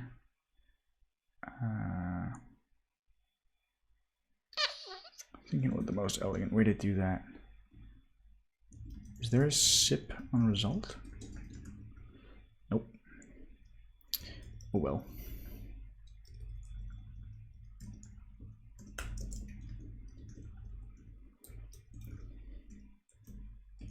I was thinking if we could like zip up the true results and get like a tuple of like 2 OKs or the first error or whatever, and then be like, if both are okay, then throw an error, or rather if no, yeah. So if you provide, if file is not found, but the line is found, that would be an error, right? Let's just put them in a tuple and match on them separately. So if we get that one is missing, but that one is an okay, that's an error. Anything else is not an error. Let's say panic.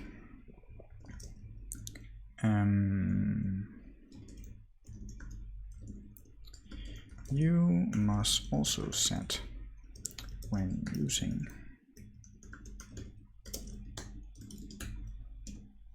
I think that makes sense. We would, in an ideal world, right, test for all this stuff. I'm not actually sure how to do that in the first place, because we have to have separate test files, and we have to like invoke cargo and stuff like that. You can definitely do it. There is in the standard library, there's a whole module for like spawning processes and commands and getting their exit codes and stuff like that. It's pretty low level, but it's not too bad. It's just super sort of finicky to look at and to actually set up. I think what'll be more interesting is to actually unit test the, like finding out if you say line 8, which is actually the closest test to that. But ideally we would want to unit test the other things as well. We would also want tests for our procedural macro, that like it works on a function, but it doesn't work on a function that takes arguments, and it doesn't work on a struct and all these things. But for now, we're just sort of exploring basically.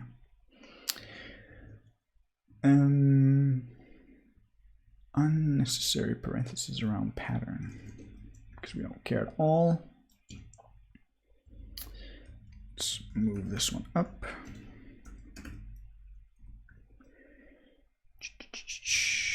So if we're in here, and we're also getting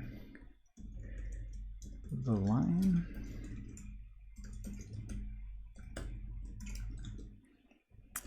And we do something very similar.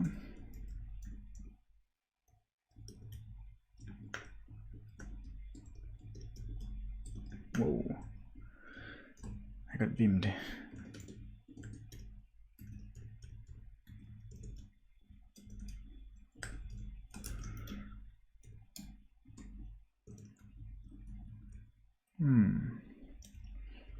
Yeah.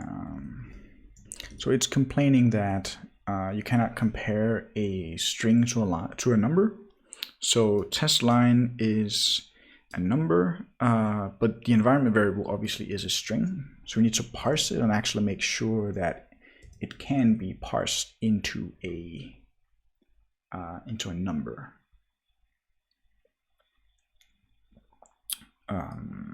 We could also cheat and say we turn the other one into a string.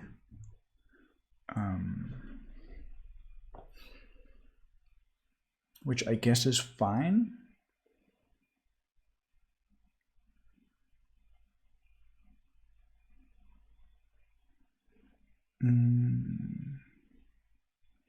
There's a no fail fast flag for cargo tests. Does that make your files executable even if one panics? Interesting. I did not know that.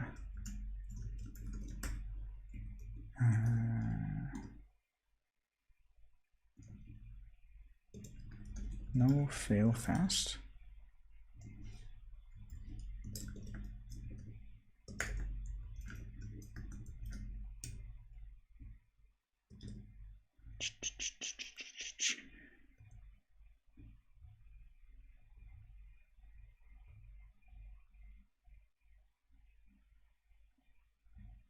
Are you sure?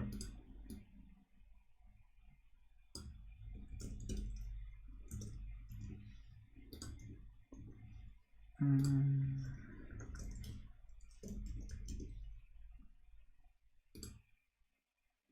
an issue to add it from 17. That was closed.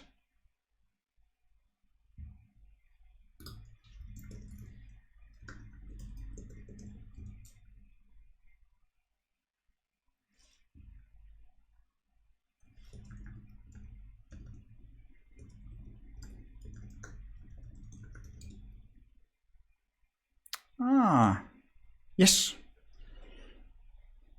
That seems to work. Now we get both. This one fails and this one fails as well. Yes, sweet. That's exactly what we want. What I imagine that we're eventually going to do is in our crate, we're going to include, so you can have crates that have both libraries and binaries. So what I imagine is that we're going to do a small binary that just wraps cargo test basically to make it easy to call. And then we just have to remember to provide this this flag as well. Sweet, I didn't know about that. That's cool. All right, so we want stuff in one file test wrapper line should be 5. Oops, move that again. So it did run.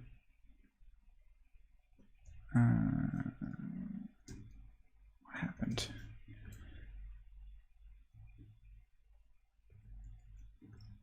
If we make this one fail.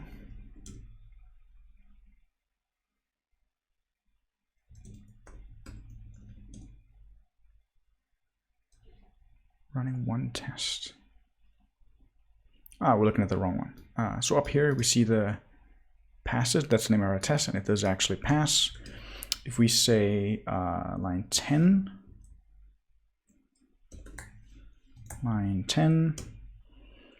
then it fails. So our test is called fails, and it did fail. And then because we don't provide the fail fast flag, it stops there and doesn't go on. Cool. So this is, this is basically what we run it, right?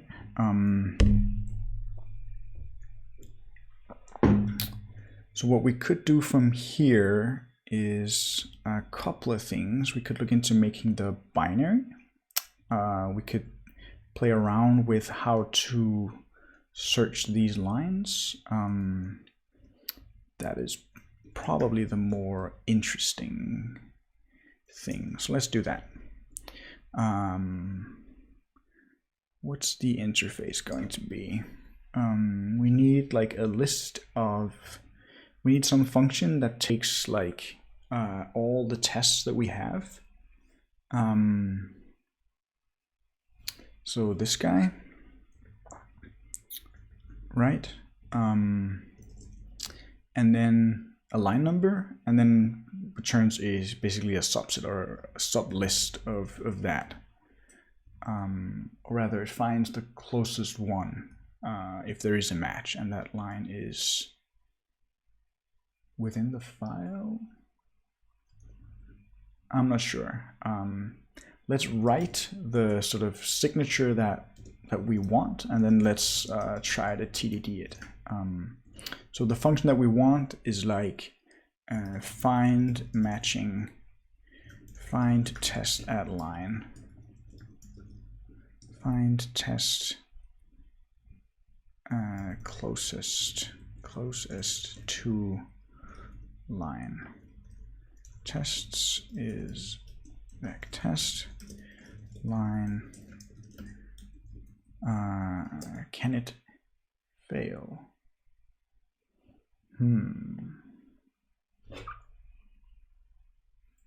I suppose not, because we're just returning the closest one. The list could technically be empty, in which case it would return an option.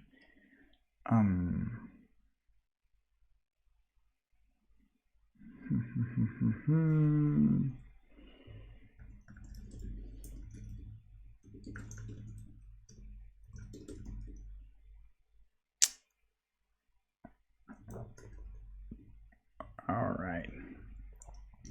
And then let's write some tests for it. So let's say test finding. I never know like what to name the first test. Usually I just write whatever, and then I write a test for the happy path, and then it sort of from there it becomes obvious what tests we're missing. So let's say that we have some all tests. That is a list of tests where name is foo, line is on line 1, file is bar, it doesn't really matter, handler doesn't matter either, it's just a closure that does nothing. So if we do this and oops, and we only have one test, let's say we want on line 1. Test found. So let's say test found should equal all tests. First one. What's it saying?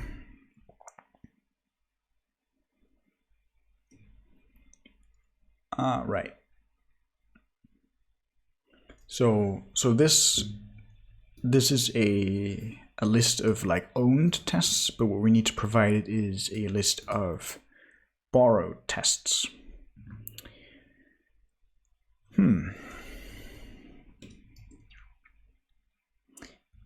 So this interface is sort of what we need for the actual implementation, whereas this interface is what we need to actually be able to test it, which is inconvenient. I'm not sure if there's a way around that.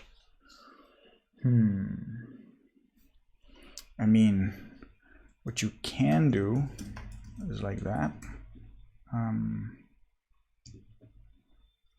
So iter, before we saw into iter creates a references of, or rather creates an iterator of owned values, whereas just .iter will create an iterator over references, and then collect turned that back into a list.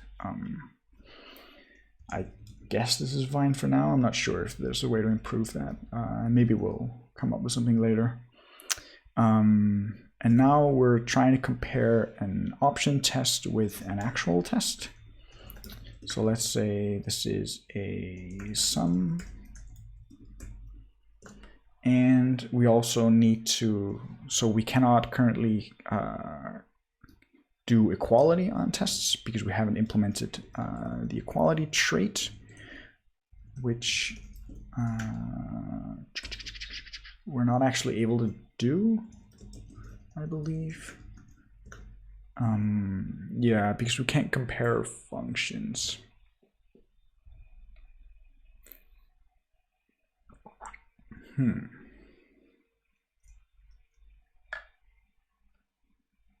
Which is actually, I guess it makes sense, but also kind of not, because it is wrapped in a box, which means it's a pointer to the heap. So if we could compare the pointers, and if they are the same, then the values are equal. But in terms of like comparing functions, it does make sense that you cannot compare arbitrary functions for equality.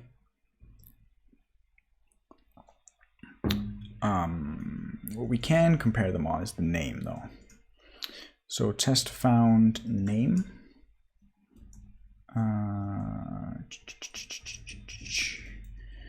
Unwrap name.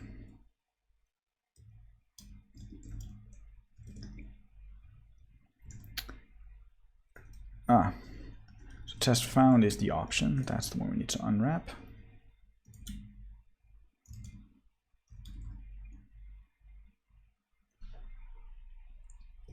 What the hell now?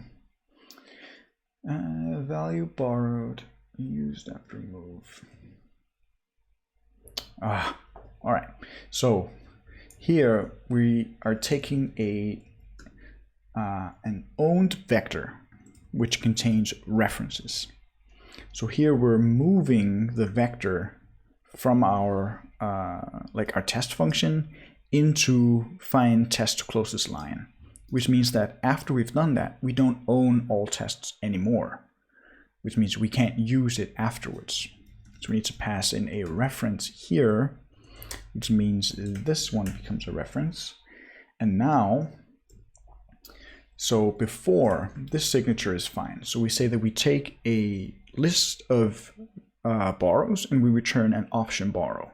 The question is, this borrow here, where does it borrow from? In this case, it's actually not ambiguous because there's only one other borrow in the signature. A function can only borrow from its inputs. It can't really borrow from anywhere else. If you have like global data or stuff like that, you obviously can. But in this case, it's not ambiguous. It has to borrow from this vector, basically. However, once we say that we also get a borrowed vector, it's no longer obvious, because now does it borrow from this lifetime or from this lifetime. So what we need to do is we need to say that these tests inside live for tick A, and this guy at the end lives for tick A as well. So this is a way to say that this reference is one of these, basically. I believe we're also able to say that this one lives equally as long, but I don't quite think that's necessary. Let's see what it says now.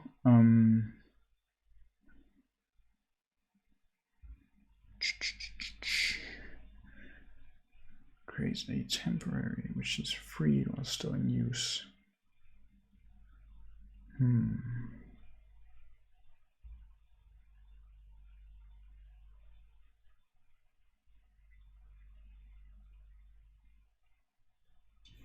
I think I know what this is.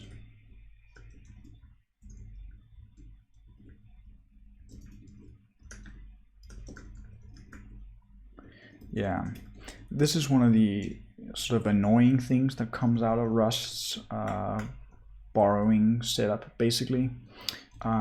You sometimes run into these where it says that you're making a temporary, and then you're like making references into that temporary, and then you're using it after it's been dropped. So what goes on here is that we create a temporary, so a vector, but we don't bind it to anything. We just call stuff on it immediately. So we basically only care about making references to the stuff inside it, but the vector itself we don't store. That goes away. And when the vector goes away, all the things inside it also go away. So whenever you see an error like this, and they come up from time to time, the solution is to just bind the vector itself to a variable. So it's no longer like a temporary, but it's a variable that sort of outlives the previous scope. And now, like, this works. There is not, at least to my knowledge, a more elegant solution. I even think we can use the same variable name and it shouldn't matter. This is kind of weird. But it is what it is. At least there's an easy workaround for it. I do think it would be slightly nicer if we just put it in there. Whoops.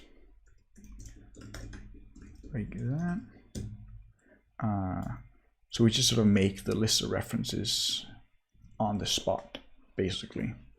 And so remember the sort of root of all this sort of frustrating stuff is the fact that it's a list of references, which it is because that is what we get from inventory.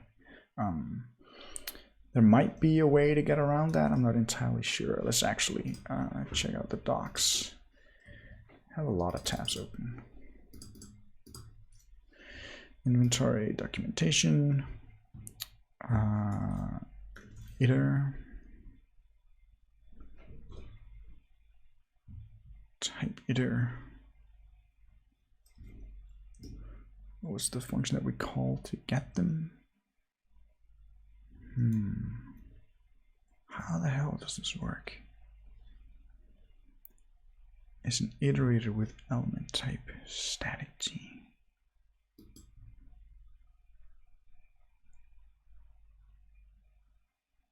Like this doesn't make any sense. So this is the syntax for making a type alias in Rust.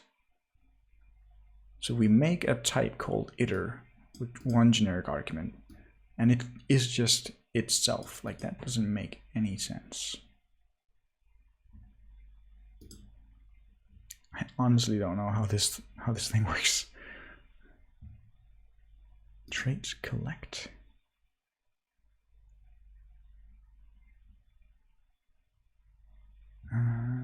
Inventory iter t into iter. If we call into iter on it, what do we get out?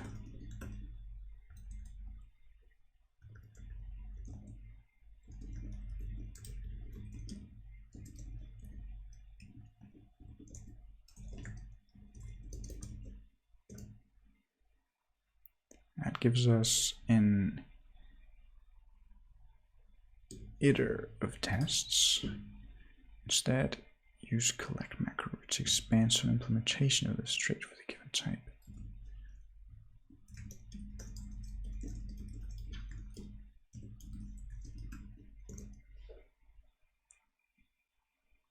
Yeah. See, it still gives us a vector of references.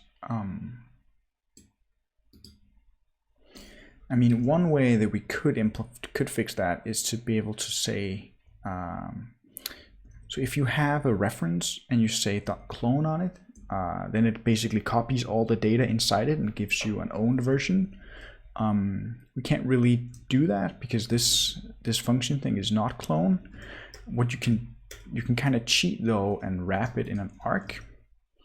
So an arc is an atomically reference counted pointer, which is basically a way to make anything clone. So by cloning it, you just bump the reference count.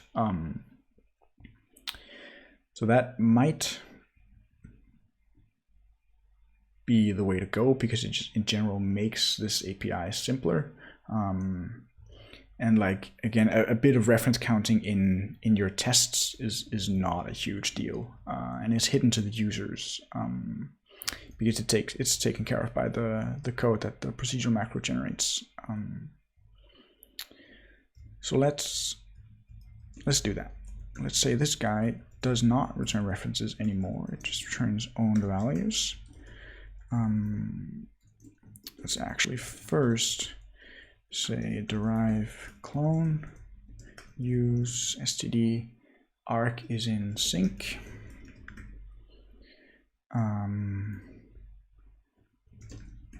Comment that out. So now we're able to say to clone it by just bumping the reference count. So now we can say clone here, and then this guy can now just take owned values, and now we need to update our procedural macro to say std sync arc new, and it should work again. Yeah. So this is why having to provide like the full path to everything in a procedural macro is a bit tedious.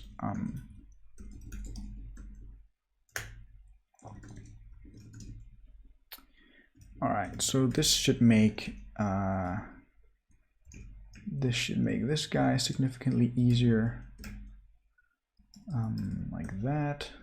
So now it's just the vector itself that's a reference. The values inside it are not.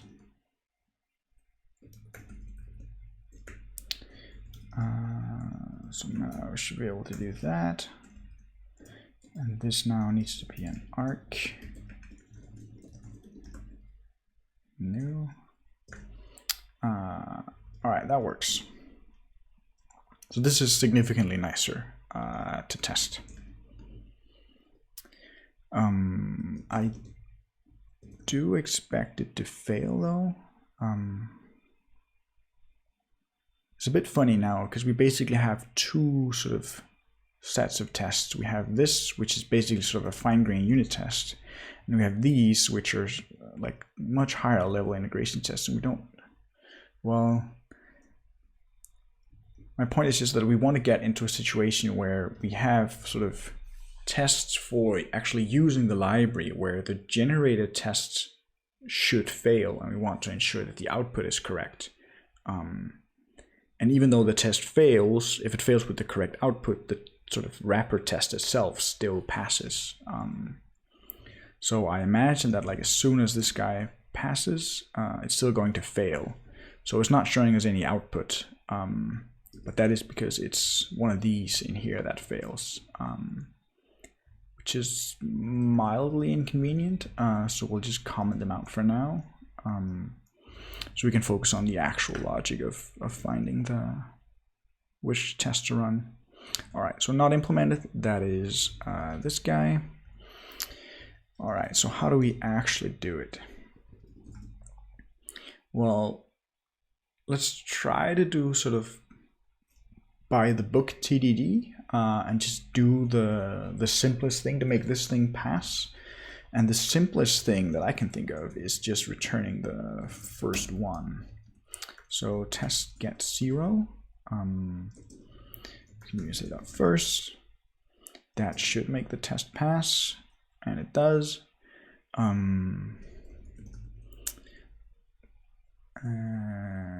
Test only one test. We also want one when it's empty. So when there are no tests, then it should return none. So the test found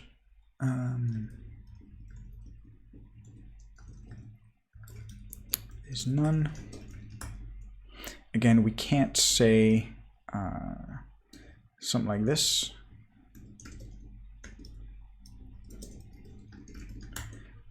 Because we haven't implemented equality for tests. I'm not actually sure if we can now. No, we can't, because we still can't, like arc still doesn't take care of the fact that the thing inside of it is not comparable for equality. It just deals with clone. But you can just say like, I don't care what's actually inside it, I just care that the value that we got back is a none. So this should still pass. It does, because first returns an option.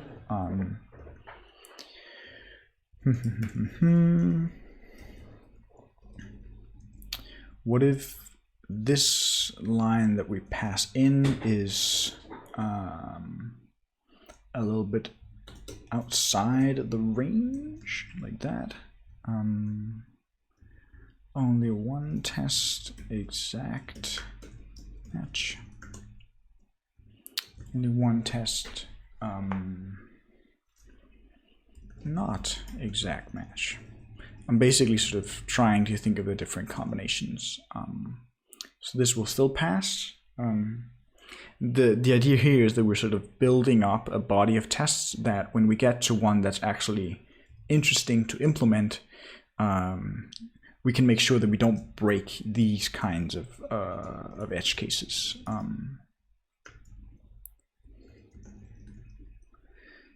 Let's say,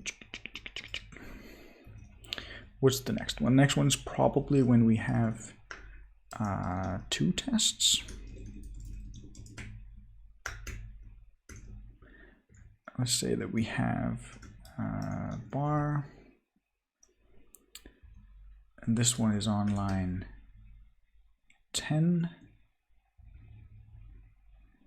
and then if we want to run the one on line 1, then the name should be bar, no, foo. What's it complaining about? Not exact match to find. Yeah, what do we call this test? More than one? So I expect this test to actually pass because it happens to be the first one. Let's say that it isn't. Let's say 10, and then you should return bar. So now we could make it pass by saying for test in tests, if test line turn some test none.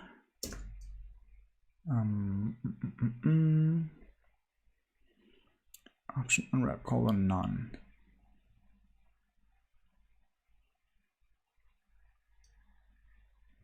Hmm. 189. 189.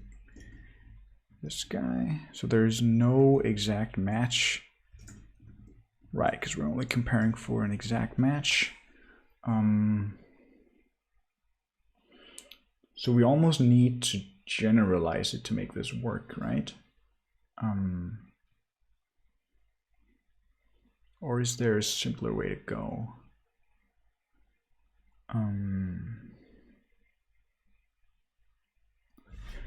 So what I'm thinking the algorithm that we're going to end up with is that we're going to take the, like, if the line number is above, it doesn't, like, if we say line 8, it only considers tests above line 8. It doesn't consider tests below. So if we say line 4, it actually doesn't find anything because there's no test above it. But if we say line 9, then it would find this one. Should always hit a test on a subsequent line. I'm not sure what you mean. What does rspec do?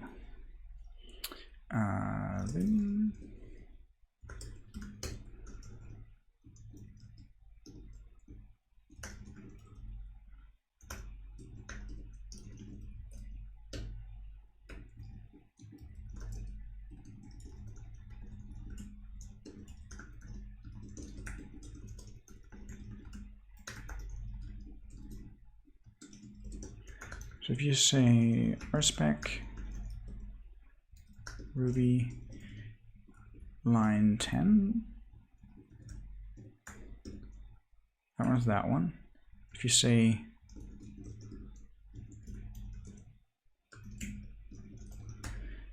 line 1, doesn't run anything. If you say line 4, I believe it runs all of them. Yeah.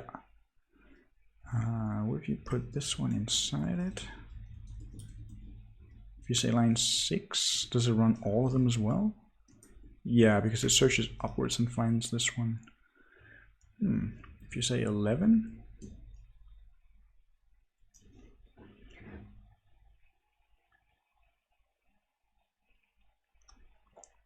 yeah, only consider lines after the ones you specified. Yeah. So the way it works in Ruby is a bit special because you can have these like different ways to group tests in what they call describe blocks. You don't really have the same thing in Rust, but it basically seems like it does the same thing. It searches upwards for the closest test. All right.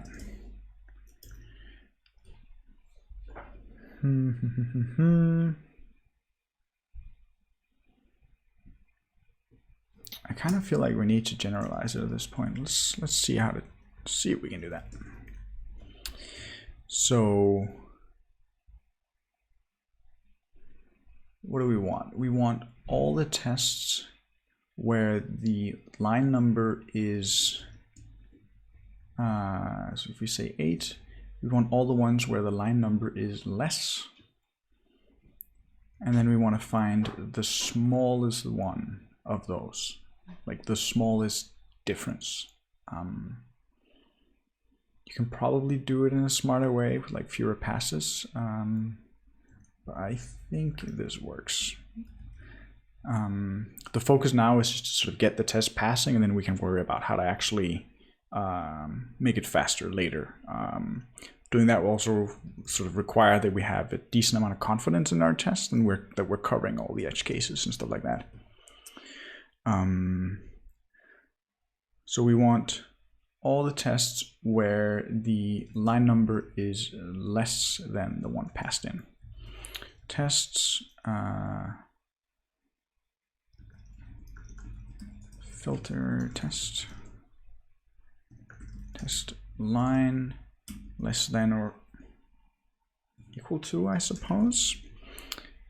Whenever I hit like one of these, like I'm not quite sure what to do here, I usually just make a to-do for it, and then we'll come up with a test for that later. Should line filter be greater than equal to or equal to?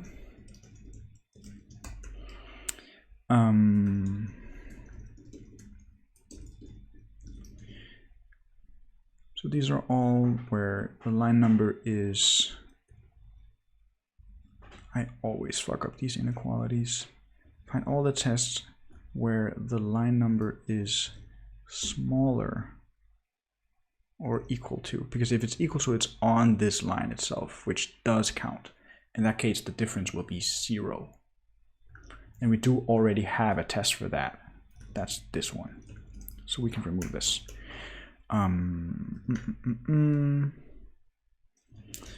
Let's say let tests above and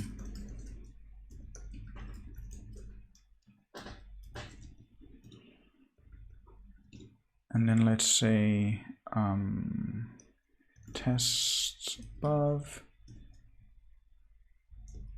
I believe there's a min by method on iterator. Into iter. We can should actually be able to say min by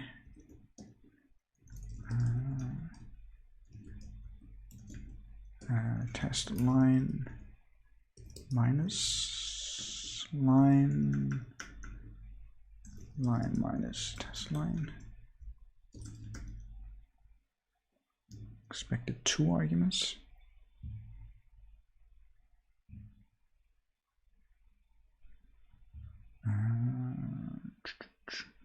Min by key.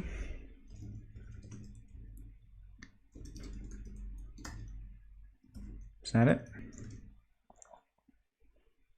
Yep. That seems to be it. It fails because it hits these guys. There we go, it actually works. Are there any cases that we don't cover? We don't really care about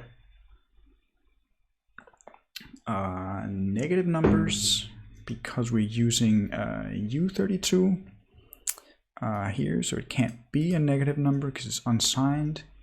Do we care about line 0? I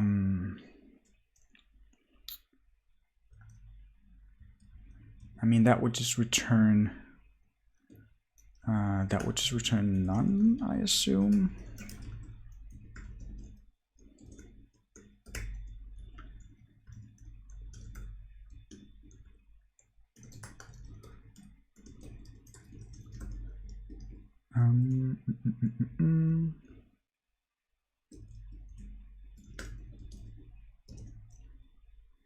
Yeah, because there's no test that's going to be on or above line 0, so that's fine. I think that's it actually. Yeah, let's plug it in and let's see if it actually works. So this is where we find the test on the line. So we need to not do that. And then we actually need to call this function somehow with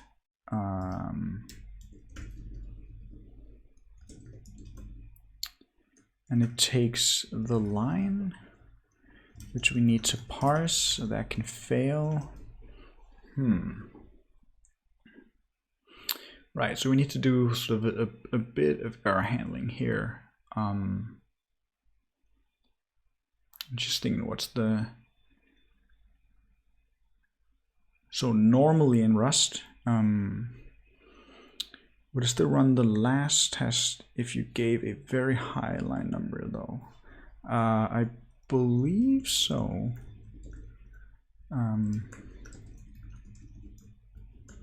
Very high line number.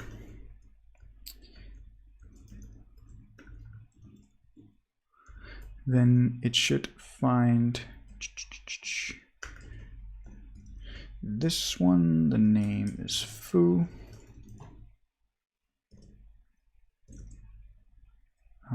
Yeah, it does seem to work.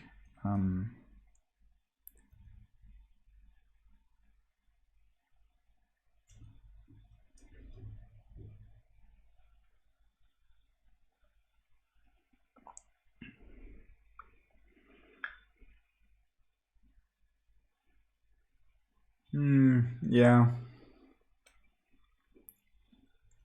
If we wanted to check if the line number was actually within the file, we would have to read the file and count the number of lines in it,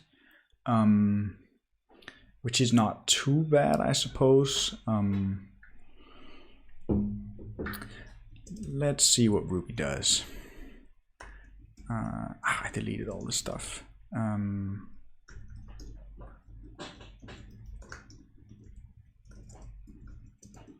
So if you say rspec,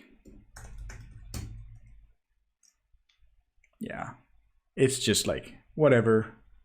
We know what you mean. I think this is fine.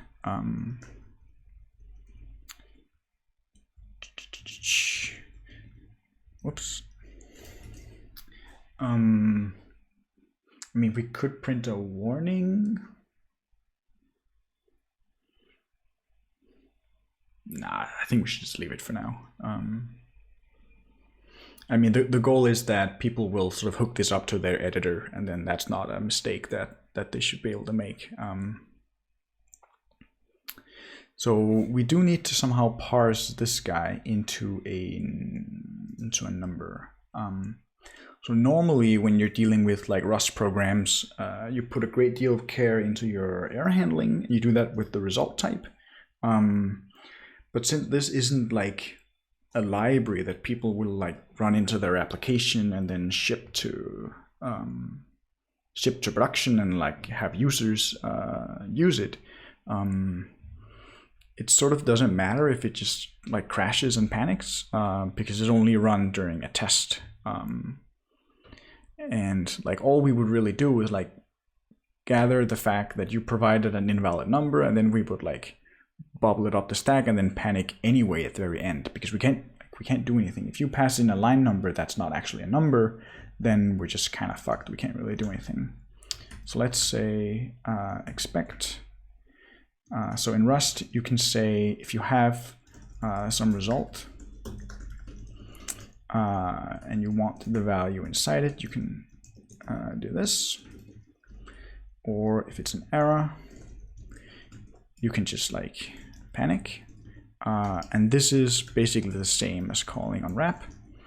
If you want to panic with a message, you can say .expect and then provide some message in here, and then that message will just be put in there. So what we were going to do is say expect expected test to be a number. So this returns an option.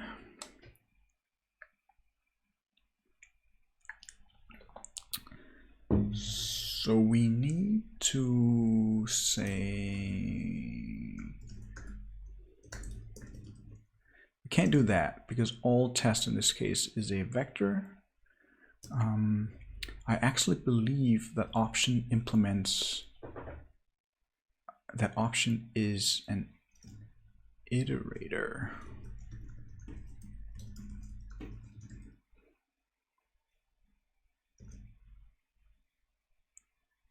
Oh yeah, that sucks. So option is an iterator. It's basically an iterator. So if it's a sum, it's an iterator over that one item. If it's a none, then it's an empty iterator. So we can turn our option into an iterator and then collect that iterator into a list. But since we have an option of a reference, then we're going to get a list of references, which is not what we want. We want just the list itself. So I actually think that the interface we want here is an owned vector. And then we're going to do that. And that almost also makes sense from like the calling perspective. Because we're like passing all tests in and then like reassigning the result. And the other values in the list, in this list, we don't care about anymore. So I think this is actually correct. It does mean that we need to update all our tests though, which is unfortunate. And we're gonna get a bunch of compiler warnings soon, I think.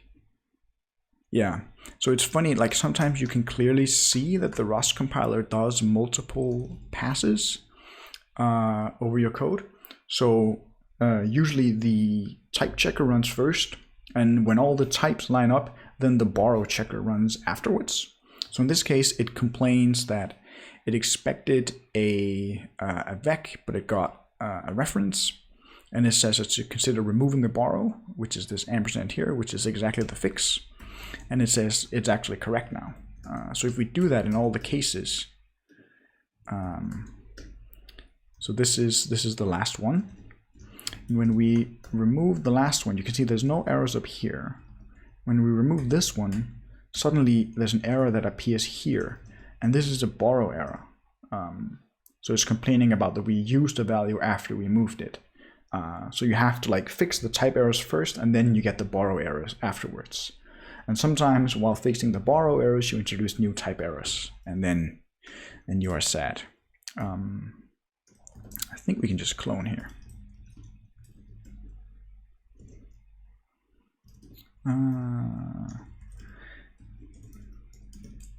Cloning is normally not a thing that you want to do a lot of. You want to sort of avoid it as much as possible. But in like tests and stuff like that, it doesn't really matter.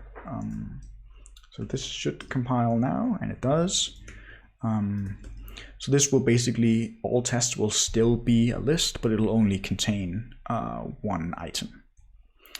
So let's bring these back, and let's say that we want to run line 8 in 1. So this is line 8,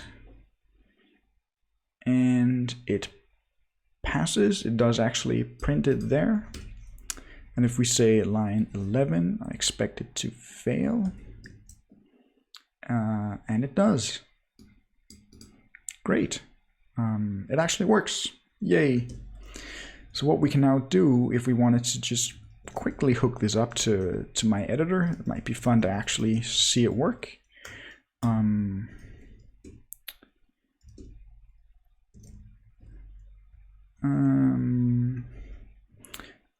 Years ago, I wrote a Vim test runner plugin sort of thing.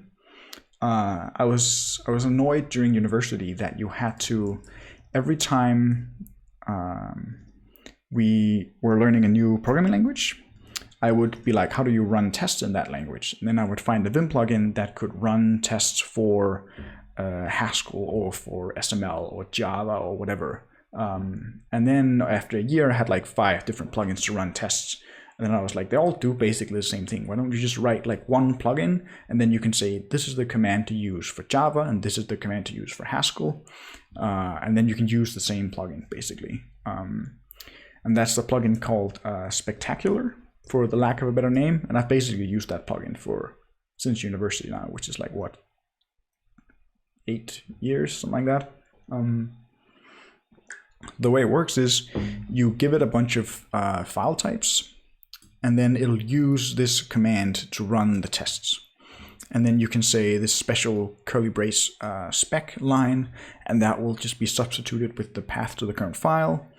And the thing we need is then this guy up here that you can plug in the current line number as well. Like that.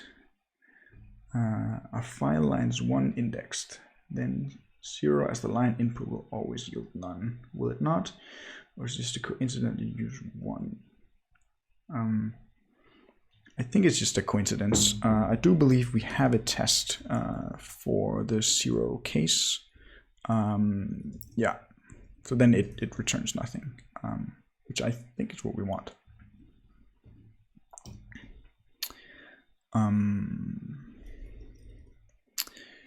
So I think this is what we want. We also want one where we don't actually pass in the line number, like that. And then I can say like this to run just this one file.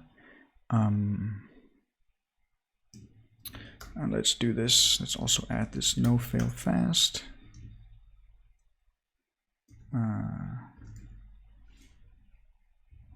Where did we add that?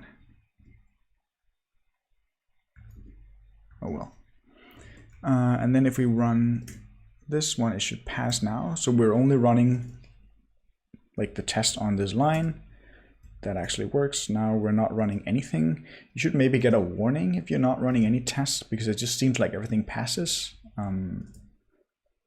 Although, I mean, you will notice it on CI when all the tests run. So this should fail now. It does. Still fails. Still fails. If we go over here, it should fail with foo. It does. Passes. Go further down, passes, or rather it fails, which is what we expect. All right. This is basically what I had in mind when we set out, or what I set out to build. It actually kind of works. What the sort of next step is to, I think, is to build the sort of small command wrapper thing that we talked about before. And then I want to try to use it in like a totally separate project and not this sort of integration test style that Rust has. But use it on like tests that are sort of embedded in another module and has access to private APIs and stuff like that. But it's basically ready to play around with. Let's commit. Let's remove Ruby first.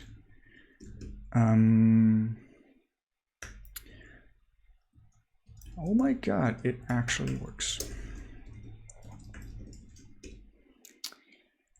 Let's put it on GitHub. That way you guys can fork it and make it nicer. Test wrapper. Oops. Hack to run Rust tests in a file or on a line.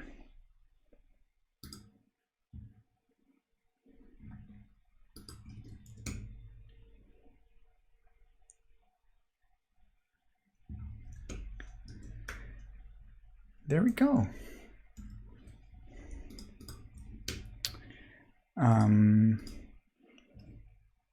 Any other questions? Otherwise, I think I'm going to cut the stream here. We've been going for almost 3 hours and made pretty good progress, I would say. It's rare that you get to write a library that has both two kinds of macros and like regular tests and all sorts of good stuff in it. Yeah. I'm gonna hang around a bit more in the chat. Otherwise, I think that is it for today. Thanks for watching. You're obviously welcome to follow on Twitch and get notifications and all that good stuff that you're supposed to say. My sort of plan is to stream probably like once a week if I feel like it, but I don't really want to like commit to a schedule or anything like that. Well, I'm gonna announce it on Twitter beforehand, and then we'll take it from there. Thanks. Yeah, it was great. I'm actually gonna start using this tool in my own Rust development, so that's cool. Take care. See ya.